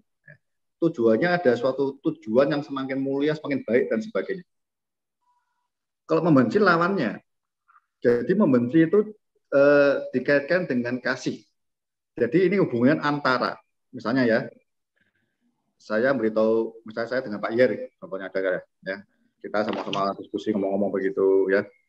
Tapi mungkin suatu saat Pak Yer berbuat apa itu saya jengkel. Tiba hamba Tuhan kok ngene. Saya benci dalam arti saya sudah membiarkan Pak Yer, saya tidak mau ketemu dia lagi. Itu benci. Tapi saya mengasihi, ya kok seperti itu ya. Saya berdoa dulu Tuhan, tolong Pak Yer Tuhan. Lalu saya berdoa waktunya kapan, saya akan mungkin WA atau mungkin kalau saya telepon nggak berani ya saya WA dulu. Pak Yer, saya dengar kalau begini Pak Yer, apa betul? Itu kasih, ingin menolong, ngasih tahu, nggak pengen dari sahabatnya jatuh nggak mau. Kalau benci, terserah. Jadi dalam konteks hubungan relasi antar manusia, gitu Pak ya. Bukan dengan motivasi yang lain ya. Kalau dengan doa puasa atau apa itu mungkin motivasi dikasih tahu aja, dia selaras ya. Itu mungkin mungkin lebih tepatnya munafik ya, pura-pura doa puasa, tapi artinya itu kayak orang Palestina atau malah tuh mau ibarat Engkau itu ya katanya pelaku agama, percuma aja, hatimu jauh. Ya. Celakalah engkau orang munafik. Tuhan benci. Secara ritual dia mengerjakan, tapi hatinya sebenarnya tidak. Itu munafik. Ya, kalau ini benci kaitannya dengan tidak mengasihi sesama. Jadi kalau benci itu orang dibiarkan mau jatuh dibiarin, nggak mau ngomong aja nggak mau. Tapi kalau kasih, poin tidak kita mendoakan, menolong, ya. Membawa orang itu pulih kembali, terus bertumbuh dalam kebenaran dan berbuah lebat. Itu relasi antar sesama manusia itu, Pak ya, maksudnya begitu. Begitu ya. Baik. Sementara Ya, begitu renungan lagi, nanti 1 Yohanes dibaca semua bagus, 1 Yohanes itu luar biasa sekali. Kita selalu menganggap enteng kasih. Kasih Tuhan, ya makasih Tuhan. Nyanyi di mana-mana. Tapi buat sesama yang kelihatan saja kita masih mengasihi enggak? Belum difitnah ya. Banyak hal. Musuh saja Tuhan bilang apa? Kasihlah musuhmu. Atau ada jengkel duluan. Ya. Itu yang Tuhan mau mempelai itu nanti dijagain oleh Yohanes seperti itu. Dia jaga kasih yang benar. Tapi itu semua dia mempelai laki-laki akan menyupport kita. Kita ngaku dosa, kita akan bersihkan kita, dia akan ngasih kita makanan, minuman, terus ya, support itu ya sampai kita berbuah lebat pasti bisa kena. Kekasih kita di surga jadi imam besar kita. Haleluya. Terima kasih Pak Yer. Ya. Baik. Terima kasih Pak Hon. Ya, terima kasih Pak Yer. Baik Pak. Pak Hadi ini mau melanjutkan. Mari Pak dihidupin dulu mic-nya. Ya. Baik, selamat malam. Wah, malam Pak Hadi, shalom. Ya, saya mau tanya. Yang pertama, di dalam bahasa Yunani itu kan kasih ada 3, Pak. Nah, sementara Yohanes menulis tema ini tentang kasih. Kasih yang seperti apa yang diharapkannya? Sebab dalam bahasa Yunani ada kasih agape, kasih philia, dan kasih eros. Kasih agape itu memang kasih Allah. Nah, apakah kita juga dituntut seperti kasih Allah begitu? Jadi sampai sejauh mana kasih yang diharapkan itu? Itu yang pertama. Yang kedua, tadi Bapak menyinggung mengenai kasih karunia. Nah, kasih karunia itu memang berpadanan dengan kebenaran. Sebab jikalau kasih karunia tidak seimbang dengan kebenaran, maka itu tidak menjadi sebuah kasih karunia. Jadi kalau kita menekankan hanya salah satu saja, maka itu bukan sebagai sebuah kasih karunia. Karena kasih karunia itu harus berpadanan dengan kebenaran. Nah, apakah di dalam kehidupan orang percaya itu sudah memiliki kasih karunia dan kebenaran begitu? Yang terakhir, Pak, tadi Bapak menyinggung mengenai membasuh kaki di Yohanes pasal 13. Nah, tujuan dari membasuh kaki adalah supaya murid-muridnya bisa mendapatkan penyucian dari Tuhan. Nah, kalau kita lihat dari tradisi beberapa gereja, mereka juga mengadakan pembasuhan kaki, Pak. Nah, makna yang diharapkan seperti apa? Karena kalau Bapak sampaikan tadi, membasuh kaki itu kan ada makna penyucian. Apakah gereja juga memiliki makna penyucian seperti itu?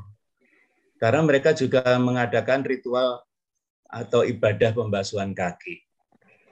Ya, seperti itu, Pak. Terima kasih untuk jawabannya nanti.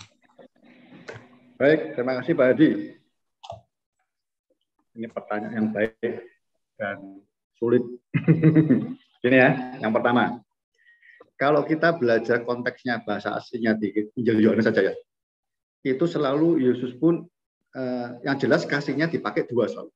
Saya ingat saya, agape dan phileo atau philia di Injil Yohanes ya. Jadi contoh yang terakhir yang paling gampang di terakhir di pasal 21.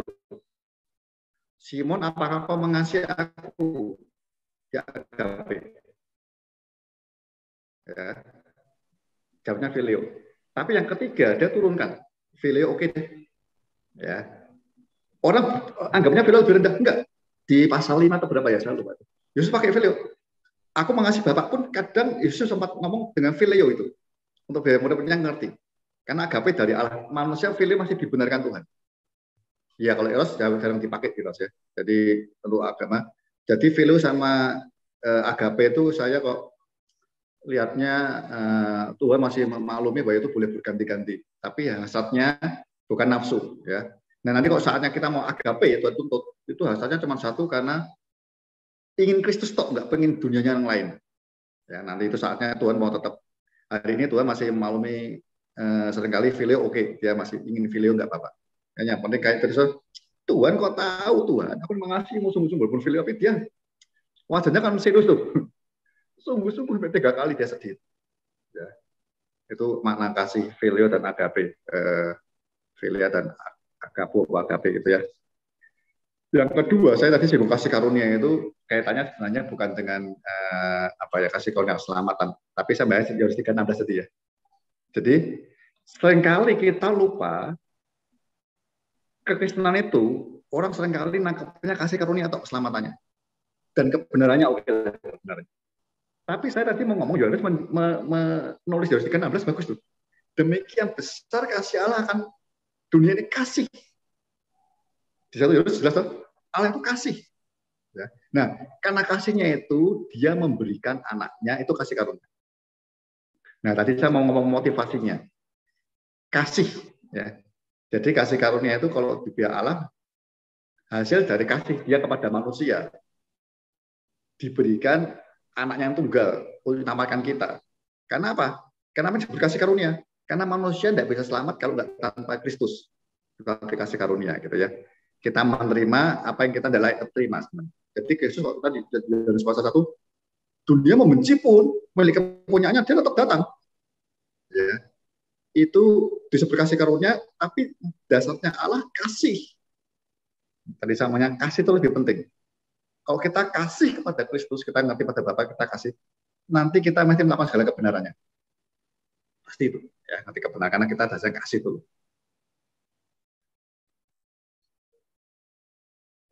Menekankan, kalau mau jadi mempelai, ya, itu harus kita ngerti tentang kasih.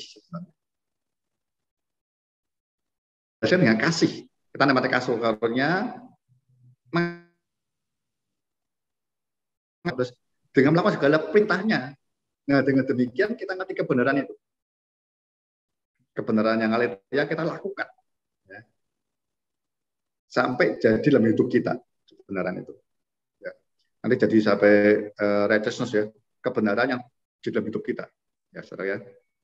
Sampai seperti itu. Jadi, tapi intinya sekali lagi, Yohanes menekankan, kalau kita nikmati kasih karunia kebenaran pun artinya ya, itu dasarnya hendaklah hari ini kita, karena kita mengasihi Bapa, Yesus dan Roh Kudus, kita hidup dalam kasih karunia-Nya dan kita mau mengerjakan kebenaran itu dengan apa? Mentaati. Seringkali orang ngerti kasih karunia kebenaran, tapi tidak taat. Tidak, perintahnya sebenarnya memotong gitu ya. Kalau Anda lihat di Yohanes 14 ya. Mengasihi Tuhan itu melakukan segala perintahnya. Ya, sebenarnya juga ada. Nah, kalau kita tahu itu kasih karunia itu kebenaran, tapi dasarnya tidak ada kasih kepada Kristus, ya, ingin membalas kasihnya dia. Biasa kali kita hanya tahu di rasional, ngerti kebenaran, ngerti. Tapi kita tidak mengalami apa-apa. Itu nggak akan sampai jadi mempelai. Kalau basuh kaki saya tidak ngomong banyak. Ya sebenarnya di gereja semuanya kita tahu gereja secara mengerti itu bukan sakramen sebenarnya. Ya itu sesuatu yang kalau kita nanti lihat di ayat 14 ya, coba kita sebenarnya. Ada ayat 14 itu ada bagus tuh. Maksudnya kelihatannya begini bunyinya. Oh, 13 ya maksudnya 13 ya. Saya mau ke cerita yang terakhir. Ini dulu ayat 10 ya, ayat 13-10. Barang siapa telah mandi, ia tidak usah membasuh diri lagi. Selain membasuh kakinya karena ia sudah bersih seluruhnya. Juga kamu sudah bersih, hanya tidak semua. Jadi pembasuhan kaki itu bukan untuk pengudusan atau penyucian secara status tadi, itu karena tema Yesus ya, bertobat ya. Ini yang harian. ini yang progresif, ini yang nanti penyucian pengudusan yang kita datang ke Tuhan kayak 1:9 dulu. Ya setia dan adil, kita datang ke Dia, minta ampun diampuni, gitu ya. Tapi saya mau ngomong ayat ini. Nah, 13. Kamu menyebut aku guru dan Tuhan, katamu itu tepat. Sebab memang akulah guru dan Tuhan. Jadi jika aku membasuh kakimu, aku yang adalah Tuhan dan gurumu, maka kamu pun wajib saling membasuh kakimu. Sebab aku telah memberikan suatu teladan kepada kamu, supaya kamu berbuat sama seperti yang telah aku berbuat kepadamu. Aku berkata kepadamu, sesungguhnya orang apa, dan seterusnya. Jadi ya Tuhan maksudkan, ini menyucikan itu seperti Tuhan mengampuni kita. Jadi tiap hari kita minta ampun ke Tuhan mengampuni kita. Nah, Yohanes menekankan baik itu. Tidaklah kita juga saling mengasihi, kita saling mengampuni begitu. Jadi saya pernah juga gereja Salatiga. Itu bukan ritual sih. Itu sekali-sekali pendetanya merasa Tuhan pimpin untuk basuh kaki, ya. Lalu dikatakan, saya ingat betul waktu zaman saya, dikatakan bahwa yuk sekarang siapa yang sedang jengkel sama, itu kan saudara seiman ya. Saya jangan sama Pak Adi gitu ya, saya masih sanggah dengan Pak Adi. Itu saya harus berdiri sambil basuh kakinya Pak Adi. Siapakah saya pokok membenci Pak Adi? Tidak boleh, itu saudara seiman. Saya mengampuninya, jadi saya membasuh kakinya Pak Adi, artinya saya mau rendahkan diri, saya mengampuni Pak Adi, begitu. Jadi saling memaafkan. Yesus juga membasuh kaki supaya kita ini tidak ada sekat dan tidak saling menyalahkan lagi. Kita saling mengampuni, saling memaafkan, begitu. Itu konteksnya di Yohanes 13 ya. Jadi ini bukan ritual atau kita sakramen, bukan. Ini sesuatu yang yang Tuhan kerjakan saat itu juga. Dan ada di Kisah Rasul, di perjalanan Alkitab tidak nemu lagi yang seperti itu kan. Kan dengan baptisan ada ya, Zaman Kudus ada terus, Paulus juga ngomong itu. Ini basuh kaki sudah jarang. Tapi Tuhan tekankan, hendaklah engkau yang aku aja yang Tuhan mau mengampuni, maafkan kakimu yang kotor, yang keliru, tidak mau ikut aku selamanya. Kadang-kadang aku harus bersihkan kembali. Hendaklah kita juga saling begitu. Aku Tuhanmu aja mau. Apa kita harus sesama kita, sama hamba Tuhan, baik itu dilakukan tuh ya, kalau pertemuan garda atau pertemuan apa itu baik itu kalau gitu-gitu. Saling mau basuh kaki, mengasihi. Tapi maaf sekali lagi ya, kita itu kan senangnya ritual sih ya. Ritualnya basuh kakinya orang, tapi mungkin bencinya tidak hilang kali. Jadi saya kok senang, makanya tekankannya selalu prinsipnya Yohanes begini. Yohanes detail loh. Hendaklah kamu saling membasuh kaki juga. Itu artinya kata Yesus, aku pun Tuhan mau basuh kakimu, mau ngampuni engkau langkahmu tiap hari. Ini bukan masalah mandi, ini langkahmu yang salah buat saya sakit hati, aku mengampuni engkau. Apa di antara kita? Saya senang menjelaskan prinsip kasih itu terlalu masif, holistik gitu loh. Ya. Terima kasih Pak Adi, pertanyaan luar biasa, bagus ya. Kita tinggalkan semua ya. Terima kasih. Wow, belajar sama-sama. Sama-sama Pak. Ya, semoga sedikit menolong kita. Baik, kalau masih ada lagi, 1-2 orang lagi kalau mau bertanya, nanti pertemuan 2 minggu lagi di Zion ya, kita diskusi lebih dalam ya. Saudara baik ya kalau baca Yohanes 1 Yohanes 2 1 2 3 Yohanes baik. Siapa? Pak Andreas Misani. Misnari. Silakan Pak Andreas. Ya, terima kasih Pak On. Selamat malam. Malam. Tadi Hondarka bilang Yohanes adalah satu-satunya murid yang tidak meninggalkan Yesus, yang tidak pernah meninggalkan Yesus.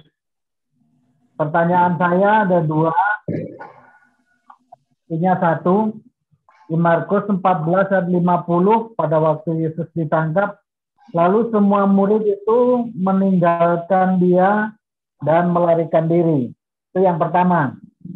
Yang kedua, saya pernah ikut sebuah seminar di mana pembicaranya menafsirkan ayat 51 dan 52 ini sebagai Rasul Yohanes. Ayat 51, Markus 14, ada seorang muda yang pada waktu itu hanya memakai sehelai kain lenan untuk menutupi badannya, mengikuti dia. Mereka hendak menangkapnya, tetapi ia melepaskan kakinya dan lari dengan telanjang. Berdasarkan tafsiran pembicara seminar beberapa tahun yang lalu yang saya ikuti, saya pun percaya bahwa orang muda yang dimaksud adalah Rasul Yohanes. Bagaimana menurut Pak Hondarka? Baik, terima kasih. Wah, bagus. Kita jawab yang kedua dulu. Yang kedua itu Yohanes Markus, bukan Yohanes murid Yesus. Nanti bisa lihat di Google ya. Jadi yang lari itu Yohanes Markus, yang nulis Markus. Jadi yang orang muda yang lari itu pakainya lepas itu Markus itu, yang nulis Injil Markus sendiri. Jadi namanya dulu Yohanes Markus memang namanya. Ya. Jadi itu penulisnya sendiri, penulisnya Markus itu ya. Itu dia kita dirinya anak muda itu dia sendiri. Yang pertama gini, itu ketika di Getseman ditangkap itu memang Tuhan yang tangkap aku saja, gitu kan. Jadi muridnya pergi semua itu, tidak pergi jauh-jauh. Buktinya apa? Ini dibawa kemana dia tahu, kok dia pergi kabur semua tidak tahu. Ini dibawa ke rumah imam besar, ngikuti masuk Yohanes sama Petrus. Gitu ya Pak Mesnar ya. Jadi dia pergi. Karena dia biar nggak ditangkap. Dia bilang biarkan mereka pergi, tangkaplah aku. Ya. Jadi mereka pergi, tapi Yohanes dan Markus dan Petrus itu perginya nggak jauh-jauh, nggak kabur kayak kita. Dia pelan-pelan dari belakang mengikuti. Ya, dia mengikuti dari belakang sampai ini masuk ke imam besar, dia ikut masuk. Ya, jadi bukan kabur pergi, lainnya kabur pulang kampung tidur, pulang rumah masing-masing. Yohanes sama Petrus tidak. Buktinya tadi saya bilang, buktinya ketika ini dibawa pakai obor jalan ke rumah imam besar, ikut dia masuk ke situ. Itu membuktikan Yohanes tidak lari sama sekali. Dia minggir, tapi dia ngikuti rombongan itu. Ya, demikian kira-kira Pak Andreas. Halo? Ya, terima kasih. Siapa lagi?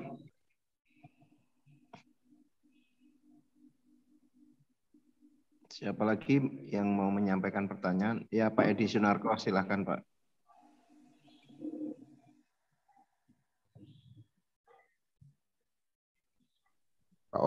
Salam, selamat malam Pak Onda. Woi, malam Bapak. Teman-teman yang lain, puji Tuhan. Kemana aja ini? Belum pensiun? Melancong Pak. Belum pensiun, sudah Pak? Iya. Halo, apakah sudah pensiun? Oh belum Pak, akhir tahun ini Pak Onda. Nah. Ya, silakan. Ya, terima kasih. Tadi saya terlambat mengikuti karena tadi ada ikut Zoom juga, tapi banyak menangkap apa yang diajarkan oleh Pak Onda malam hari ini, sangat memberkati saya.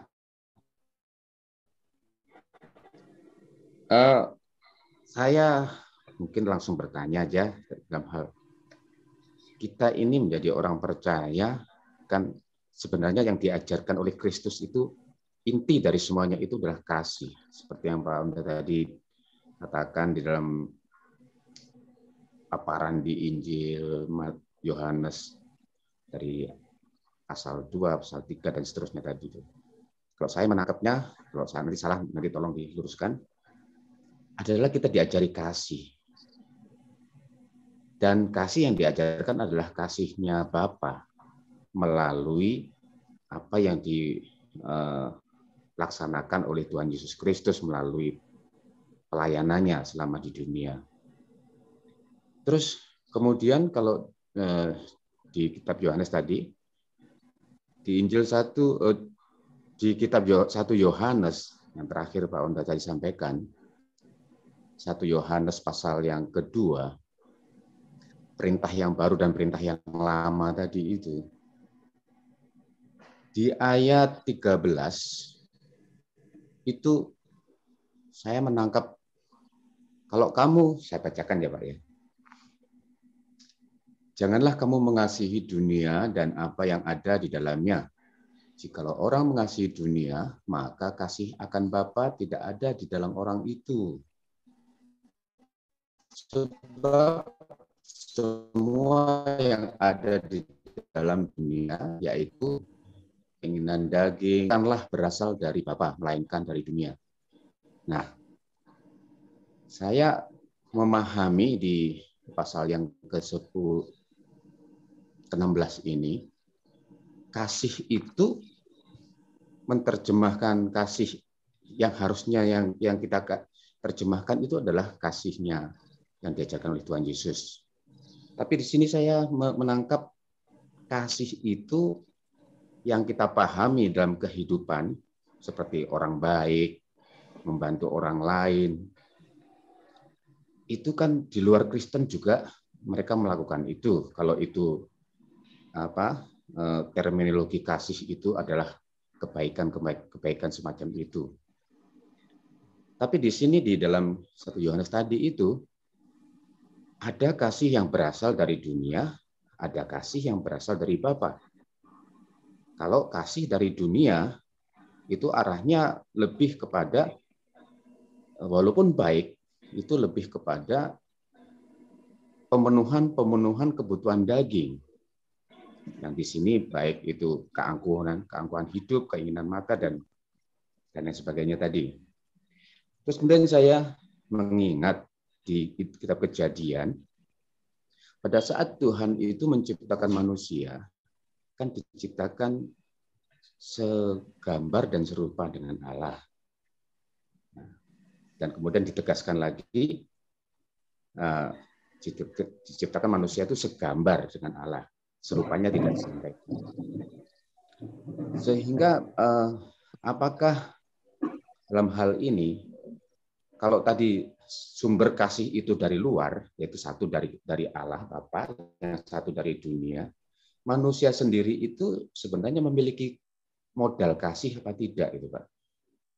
Nah, terus saya juga teringat di dalam 1 Korintus 13 ayat 13, ada iman, pengharapan, dan kasih.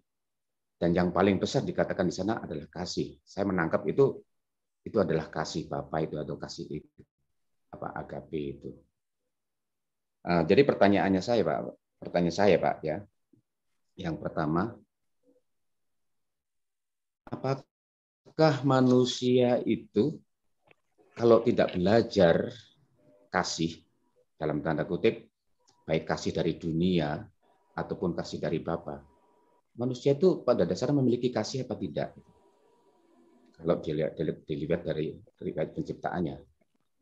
Sebab saya menangkap yang dicatat oleh 1 Yohanes ini, bahwa hati-hati ya, janganlah kamu mengasihi dunia. Dan seterusnya tadi, sebab kalau orang mengasihi dunia, dia tidak akan mengasihi Bapa. Dan kasih yang dari dunia itu bukan berasal dari Allah. Jadi sekali lagi, sepertinya ya, kalau saya nggak salah tangkap, di luar tubuh kita manusia ini, atau akal pikir manusia ini, kita belajar kasih juga. Kasih dari dunia dan kasih dari Allah. Dan tentunya yang diharapkan kalau menjadi mempelai, ya seperti dikatakan tadi, harus memiliki kasihnya Allah supaya menjadi satu pasangan yang seimbang. Tapi praktek kita sehari-hari, mungkin juga di dalam kita melayani juga, kita sering bicara kasih ya, gitu. Kasihlah sama manusia, kasihlah dan lain sebagainya. Sehingga kadang-kadang kita sendiri sepertinya mendangkalkan arti kasih itu. Ya. Ketika kita mempraktekkan kasih itu. Nah, jadi itu Pak, apa yang menjadi. Baik. Terima kasih. Ya, terima kasih. Ya. Yang saran saya nanti dengarkan YouTube-nya Pak ya, mungkin lebih jelas ya Pak, terlambat tadi ya.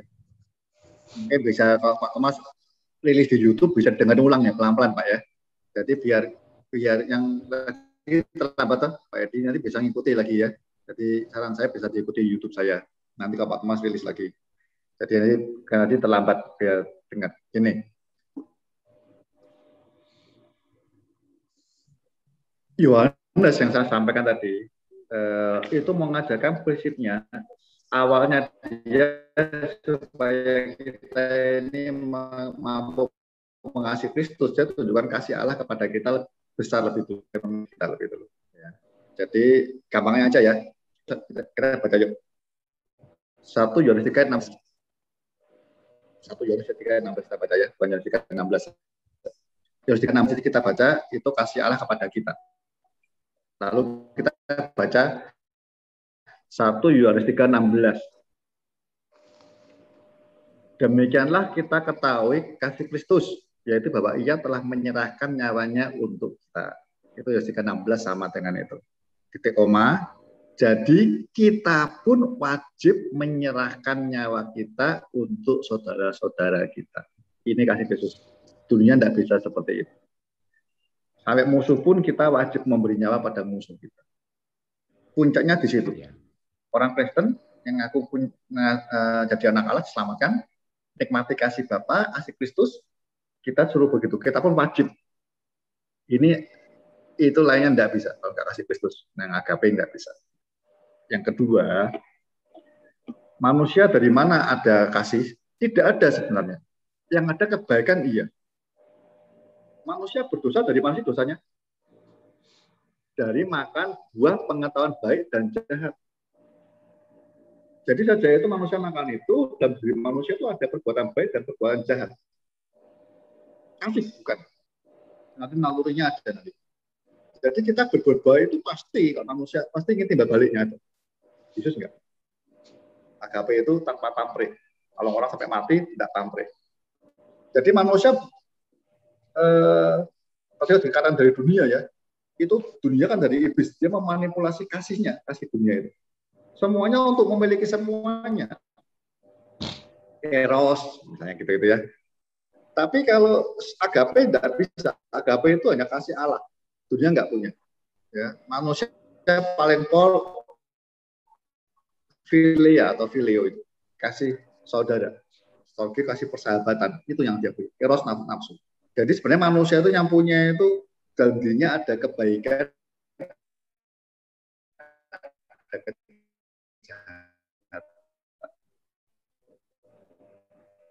kejahatan siapa? Ditulis di 1 Yohanes jadi Kain harusnya. Kebaikannya kalah. Dirinya mesti kejahatan. Cuma kejahatannya ditutupi di seluruh bumi ini seolah berbuat baik, tapi tetap ujungnya motivasinya nanti ujungnya tetap mau jahat pasti ada itu. Ketika kita bertobat sama Yesus, karena mungkin lahir baru. Lahir baru apa? Tadi saya sampaikan yang pertama, mungkin nanti Pak Edi bisa lihat di YouTube-nya, kok di setel Pak Thomas nanti. Yohanes pertama kali dia ikut jadi Kristen, dia mau tinggal bersama dengan Yesus, itu yang penting. Hari ini Kristen nggak? Ya.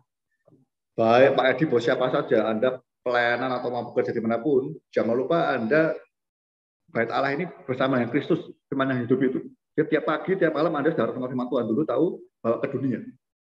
Di dunia untuk apa sih? Untuk berbuah. Saya sudah 19 katakan ya. Engkau pergi menghasilkan buah. Buah itu apa? Buah itu mengaplikasikan firman Allah sampai ada hasilnya. Buah pertobatan kita keluar, gesekan, kita ngampuni orang, kita makin bertobat ya. Buah pertobatan, buah dosa makin hilang, lalu menangkan jiwa-jiwa, kemudian buah roh muncul. Itu hanya bisa di luar kamar kita. Kita pergi, berangkat dari tempat tidur keluar. Di situ kita berbuah.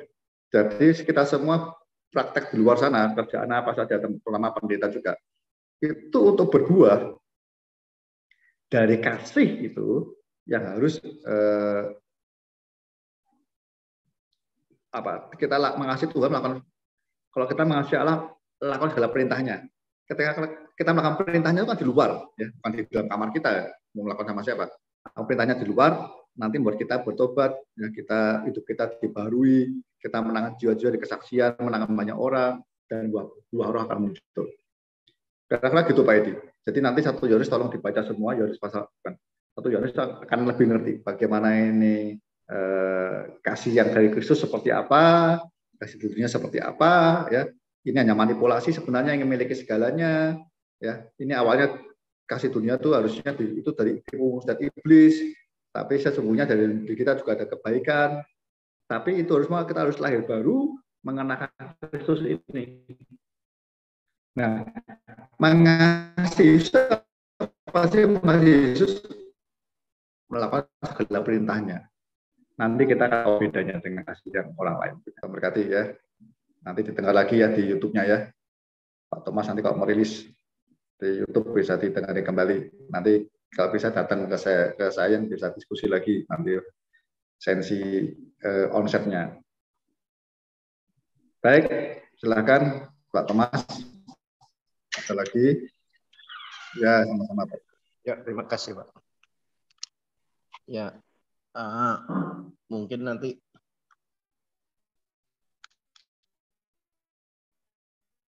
tadi yang ditanyakan Pak Hadi tadi, beberapa ayat itu teksnya itu agapo, ya. Terus kayak beberapa teks agape itu nggak tahu itu saya karena nggak terlalu ngerti bahasa Yunani. Itu sama aja ya Pak Undar Kaya? Iya sama. Agapo dengan agape. Ya itu rata-rata semuanya itu agape berarti tentang kasih. Ya itu saja. Bagaimana masih ada kesempatan?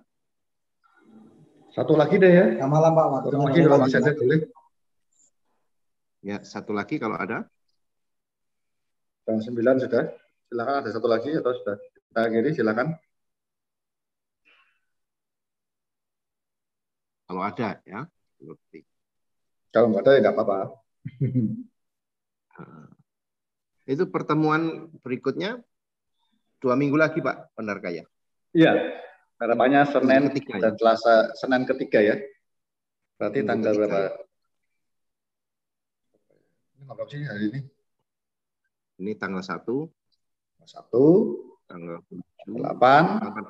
Tanggal 14, 15. 15 ya? 14, 15. Ya. Ya. Ada Tanggal lagi 21 Pak, bukan tanggal 15. Tanggal 21 Agustus pertemuan onsite. Oh gitu ya. Terima kasih. Tanggal 21 ya. Kalau 21 kayaknya minggu keempat itu. Itu informasinya dari Pak Yanto seperti itu, katanya tanggal 21. 21 enggak bisa itu minggu tuh. Oh minggu 22 berarti ya. Enggak, harusnya memang 15. Nomor urutannya memang 16 17 tuh. Oh 15. 16 maksudnya. Menurut urutan nanti diumumkan lagi Pak Thomas ya, nanti ya disiapkan ya.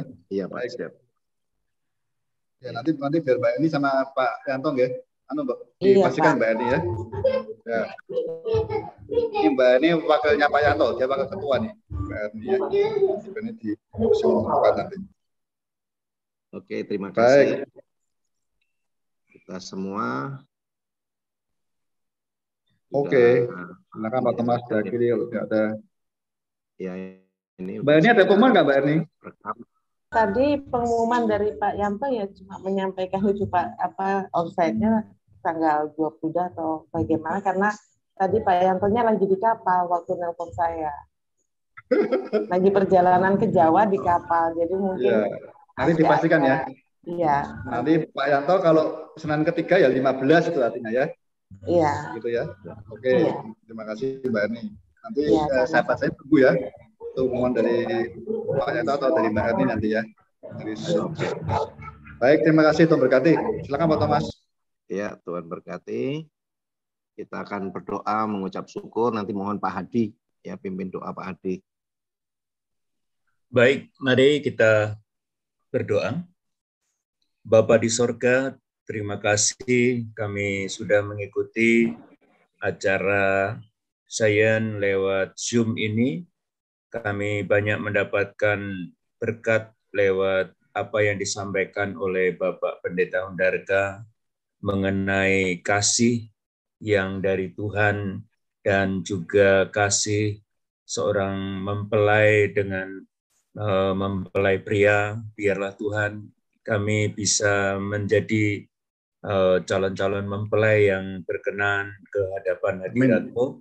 Tuhan memberkati seluruh peserta yang sudah mengikuti Zoom ini, dan juga bagi mereka yang belum mengikuti, mudah-mudahan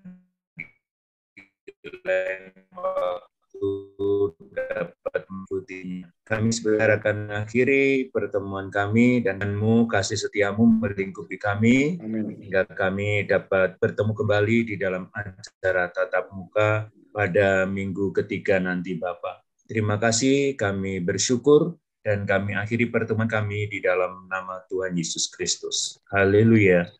Amin. Amin. Terima kasih banyak sahabat saya semua. Terima kasih Pak On, terima kasih semua. Selamat malam teman-teman, Pak Hondarka, Pak Thomas, Pak Adi. Ya, haleluya. Terima kasih. Sampai jumpa ya. Doakan nanti di sajen ya. Terima kasih Pak Gula. Terima kasih semuanya. Terima kasih Pak.